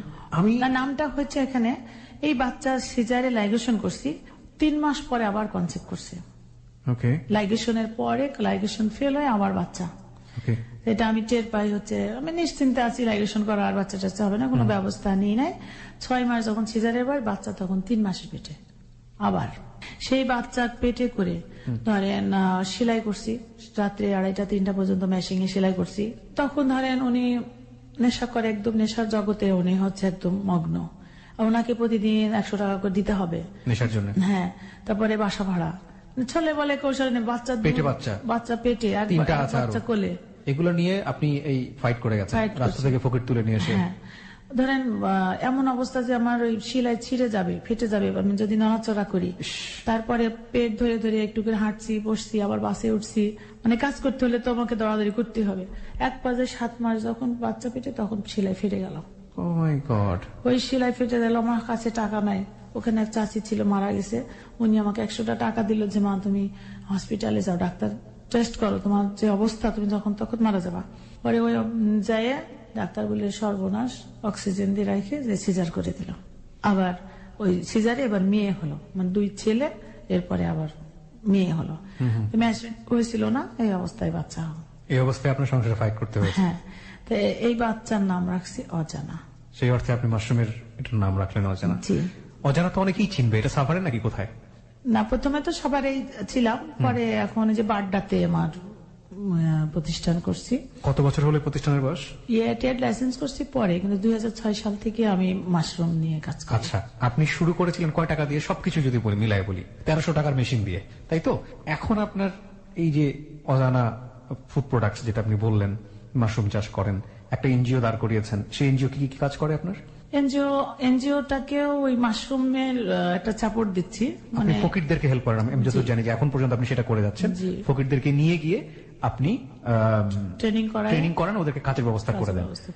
আরেকটা জিনিস আমি জানি আপনার সম্পর্কে, সেটা হচ্ছে কাজের বুয়া, বাসায় যা সাপ্লাই দেওয়া বা এই করে, এটার একটা প্রতিষ্ঠান আছে আপনার। এটা কত সালে শুরু করেছেন? আসলে এটা তখনই শুরু করেছি, ফকিরদের ভিতর থেকে ফকিরদের ভিতর থেকে শুরু করছি। কিছু হ্যান্ডিক্রাফট ইয়ে করে দিই, আমরা ট্রেনিং করায় কাজ দিই। কিছু গার্মেন্টস এর মেশিন আবার নিয়ে আসলাম, নিয়ে এসে বাড়িতে অপারেটর রেখে তাদেরকে অপারেটর বানায় গার্মেন্টসে দিলাম। কিছু মহিলা ছিল যাদের কোনো কাজই করানো যাচ্ছে না, গার্মেন্টসও না, বাসায় বসে সেলাইয়ের কাজও না। তখন তাদেরকে আমি বুদ্ধি করলাম যে এদেরকে বাসা বাড়িতে কাজ দেওয়া যায়। রান্না শিখালাম, আদব কায়দা, টেলিফোন রিসিভ করা, এগুলি শেখানোর পরে 2005 সালে আমি ইত্তেফাকে একটা সার্কুলার দিলাম যে বাসা বাড়িতে কাজের মানুষ দিচ্ছি। বুদ্ধি করে আমি এই সার্কুলারটা দিলাম। দেওয়ার পরে দেখি যে প্রচুর সারা, মানে মানুষের প্রচুর চাহিদা কাজের মানুষ নেওয়ার জন্য। তখন আমি এগুলি যখন দেওয়া হয়ে গেল, ফুরাই গেল, আমার তো আর সেই অ্যাবিলিটি নাই যে অনেক ফকির নিয়ে যে বসায় খাওয়াই রাখবো। তো এরা যে সেলাই টেলাই কাজ করতো, এখান থেকে আসতো প্রায় 80,000 টাকা ওদের দিয়ে আমি ইনকাম করতে পারতাম মাসে। আচ্ছা। কিন্তু ওদের পিছনে খরচ হতো আমার প্রায় 1.5 লক্ষ টাকা। আচ্ছা। বাকিটা আমার ওই জমি বিক্রি করতে হতো, ধার করতে হতো, বাচ্চা দুধ কিনতে পারছি না, বাচ্চার খাওয়ার নাই, কিন্তু ওদের তো নিয়ে আসছে যে ওদের তো খাওয়াতে হবে। পরে আমি আর শেল্টার সেন্টার ধরে রাখতে পারি নাই, আর কারোর কাছে সাহায্য সহযোগিতার জন্য আসলে যাই নাই। যদি সরকারের কাছেও যাইতাম বা বিভিন্ন লোকজনের কাছে যদি অ্যাপ্লাই করতাম, হয়তো সহযোগিতা আমি পাইতাম, কিন্তু ওইভাবে আমি। এখন আপনার এই প্রতিষ্ঠানগুলোর কি অবস্থা? এখন ওই মেড সার্ভেন্ট সিকিউরিটি সার্ভিস এই জন্য করছি যে আমার পিছনে অনেক বাধা আসলো যে আমি সমাজসেবা রেজিস্ট্রেশন নিয়ে এটা আদম ব্যবসা হয়ে যায়। সে কারণে আমি আবার জয়েন্ট স্টক থেকে ওই উৎস নাম দিয়ে উৎস maid servant and security service licence করে নিচ্ছি। আচ্ছা। নিয়ে ওদেরকে আমি এই খাতে কাজে লাগাই। এখন এটা আছে, এক্সিস্ট আছে। আমি যদি একেবারে মোটা দাগে জানতে চাই, আপনার তৃতীয় হাজবেন্ড যিনি, ওনার সঙ্গে আপনার সম্পর্ক এখন আছে না নাই? সম্পর্ক আছে বলতে সম্পর্ক নাই তাও না, এক ধরনের দূরত্ব আছে। হ্যাঁ। আপনার 4 সন্তান কি আপনার কাছেই থাকে? 4 সন্তান বলতে বড় ছেলেটাকে তার বাবা নিয়ে নিচ্ছে, আমি যতবার নিয়ে আসি স্কুলে নিয়ে, আর ওকে নিয়ে যায় মাঠে দেয়, বিভিন্ন ধরনের। অশ্রু আপনার কাছে আছে? হ্যাঁ, অশ্রু আমার অশ্রু জানে আপনার জীবনের গল্প, জানে তার জীবনের গল্প জানে? হ্যাঁ, অশ্রু জানার পরেই তো আরো কষ্ট। অশ্রুকে লোকে বলে দিচ্ছে আমি ওর আপন মা না, আমার প্রতি তার বিরূপ ধারণা, আপন মা না, সেই কারণে মেয়েটাও মনে কষ্ট পায়, আমিও খুব কষ্ট পাই। আর বাকি যে দুটো? এই দুটো আছে আপনার কাছে আছে। জি। আপনার এই যে প্রতিষ্ঠানগুলো আর্থিক ভাবে যদি বলি, এটার আর্থিক মূল্যমান এখন কত হবে সব মিলে, আপনি প্রতি মাসে বিনিয়োগ পুঁজি টুজি সবকিছু মিলিয়ে? প্রতিষ্ঠানে বলতে আপনার এনজিও তো লাভজনক কোন প্রতিষ্ঠান না, এটা স্বেচ্ছাশ্রম সেবা। জি। আমি এটাকে টিকায় রাখার জন্য আমি মাশরুমটাকে কাজে লাগিয়েছি। এখানে ওই বেকার মানুষগুলিকে এখানে কাজ দিতে পারছি, আবার এখান থেকে যে অর্থটা আসছে তাতে আমি পরিচালনা করতে টিকে আছি আর কি। আচ্ছা, আপনি একটা পথের সন্ধান পেয়েছেন, নিজে স্বাবলম্বী হয়েছেন, আরো মানুষকে আপনি স্বাবলম্বী করছেন। আপনি বেশ কিছু অ্যাওয়ার্ডও পেয়েছেন রাষ্ট্র কর্তৃক, তাই কি? কি কি অ্যাওয়ার্ড পেয়েছেন? আমি এমনি স্বর্ণপদক পেয়েছি 9টা মতো। 9টার মতো আপনি গোল্ড মেডেল পেয়েছেন? জি। আরো 28টা মতো অ্যাওয়ার্ড পেয়েছি বিভিন্ন প্রতিষ্ঠান থেকে আমাকে সম্মানজনক ভাবে দেওয়া হয়েছে। আর লাস্টে এই যে আমি আবার আনসারের ট্রেনিং করি এর ভিতরে। আনসারের ট্রেনিং করার পরে আমি আমিনবাজার ইউনিয়নের দলনেত্রী হিসাবে অ্যাপয়েন্টমেন্ট লেটার পাই। এখন আমি সেখানে দায়িত্বে আছি, দায়িত্ব পালন করছেন। So this is our guest Jannatul Ferdous beauty. তার কমপ্লিমেন্টারি কমেন্টসে আমি একটু পরে আসবো, তার আগে আপনাদের ফেসবুক কমেন্টস গুলো আমি পড়তে চাই। আমি শুধু একটা বিষয় মোটা দাগে বলি, তার যে জীবনের গল্প সেটা আগাগোড়াই প্রতিকূলতার গল্প, এবং সামাজিকভাবে, রাষ্ট্রীয়ভাবে, পারিবারিকভাবে, অর্থনৈতিকভাবে একটা কন্যা শিশু কি পরিমাণ নির্যাতিত হতে পারে সেটার গল্প। কিন্তু এত কিছু হওয়ার পরও, এটা একটা পুরুষের ক্ষেত্রে হতে পারে, আমি অস্বীকার করছি না, সে বিভিন্ন অ্যাঙ্গেল থেকে হতে পারে। এত কিছু হওয়ার পরও একটা মানুষ দমে যান না, এত কিছু হওয়ার পরেও একটা মানুষ স্বপ্ন দেখেন, এত কিছু হওয়ার পরেও একটা মানুষ নিজে বেঁচে থেকে আরো অন্য মানুষকে বাঁচানোর স্বপ্ন দেখাতে পারেন। সেই গল্পটা হচ্ছে আজকের গল্প। আমরা যারা বিভিন্ন রকম ফ্রাস্ট্রেশনে ভুগি, আমরা যারা মনে করি আমার চেয়ে কষ্টে আর কেউ নেই, আমরা যারা মনে করি পৃথিবীতে আল্লাহ আমাকেই শুধু পাঠিয়েছেন কষ্ট করার জন্য, তাদের প্রত্যেকের আজকের এই জীবনের গল্পটা শোনা উচিত। আমি শুধু একটা কথাই বলতে চাই শেষে এসে, একজন বিউটি যদি পারেন, একটা কন্যা শিশু যদি পারেন, একজন নারী যদি পারেন, তাহলে আপনারা কেন পারবেন না? আপনারাও পারবেন। এই পারার বিশ্বাসটা আপনারা নিন আজকের এই হ্যালো 8920 থেকে। এটাই হচ্ছে আমাদের প্রার্থনা বলতে পারি আমরা। আচ্ছা, আমরা এই পর্যায়ে আপনার লিসনারদের যদি কিছু বলার থাকে খুব শর্ট করে, খুব ছোট করে কিছু বলার আছে, যারা লাখ লাখ শ্রোতা এই মুহূর্তে জেগে আমাদের রেডিওতে আছেন, শুনছেন, তাদের উদ্দেশ্যে আপনি কিছু বলতে চান? আমি শ্রোতাদের উদ্দেশ্যে বলতে চাই এবং সব মানুষকে আমি এটা বলতে চাই, আমি যে কষ্টগুলি পেয়েছি এই কষ্টগুলি যেন কোনো মানুষকে না দেয়। না, আমি ভাবছি না আমি যে এটা ছোট্ট বাচ্চার জীবন থেকে সে জীবনটা অন্যরকম হয়ে যেতে পারে, বিভিন্ন ধরনের সামাজিক কথাবার্তা, এবং কোনো মানুষ যদি অন্যায় করেও তা উচিত ফ্যামিলির সাপোর্ট দিয়ে তাকে বুঝায় একটা লাইনে আনা। আমার জীবনটা কিন্তু এত কিছু হয়েছে শুধু ফ্যামিলি সাপোর্টটা না পাওয়ার কারণে। একটা মানুষ যদি খারাপও হয় তাও চেষ্টা করা উচিত যে তাকে বুঝায় এটা সঠিক লাইনে আনা। এটা আমার সবার কাছে প্রত্যাশা আর কি।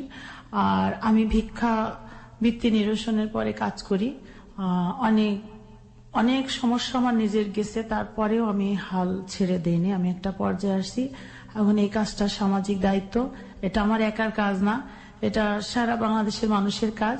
তাই আমি চাইবো যে সবাই যেন এগিয়ে আসে, এই কাজে শরিক হয়। আমি ভিক্ষুক মুক্ত বাংলাদেশ গড়তে চাই। আর এই গরিব নিয়ে কাজ করতে চাই। ছোটবেলা থেকে আমার অনেক আরো বাদ পড়ে গেছে, এত অল্প সময়ে সব বলে শেষ করতে পারি নাই। আমার বাংলাদেশের মানুষ যেন কারোর কাছে হাত না পাতে, ভিক্ষা না করে, এরা যেন কাজ করে খায়। আর যাদের অনেক টাকা পয়সা আছে, যারা জাকাত ফিতরা বিভিন্ন ভাবে দিচ্ছে, ওই ছোট ছোট করে না দিয়ে একটা ব্যক্তিকে একটা স্বাবলম্বী করে তোলা, সে যেন সামনে বছরে আর জাকাত ফিতরা কারো কাছ থেকে না নেয়, এইভাবে আসলে করা উচিত। আর আমি একটা শেল্টার সেন্টারের জন্য চেষ্টা করছি, প্রত্যেকটা জেলাতে যেন একটা ভিক্ষুকদের জন্য শেল্টার সেন্টার থাকে, এটা আশা করছি।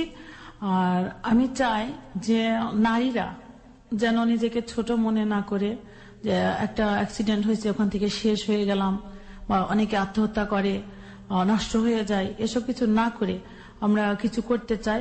আমরা মানুষ হিসাবে বাঁচতে চাই, নট নারী নট পুরুষ।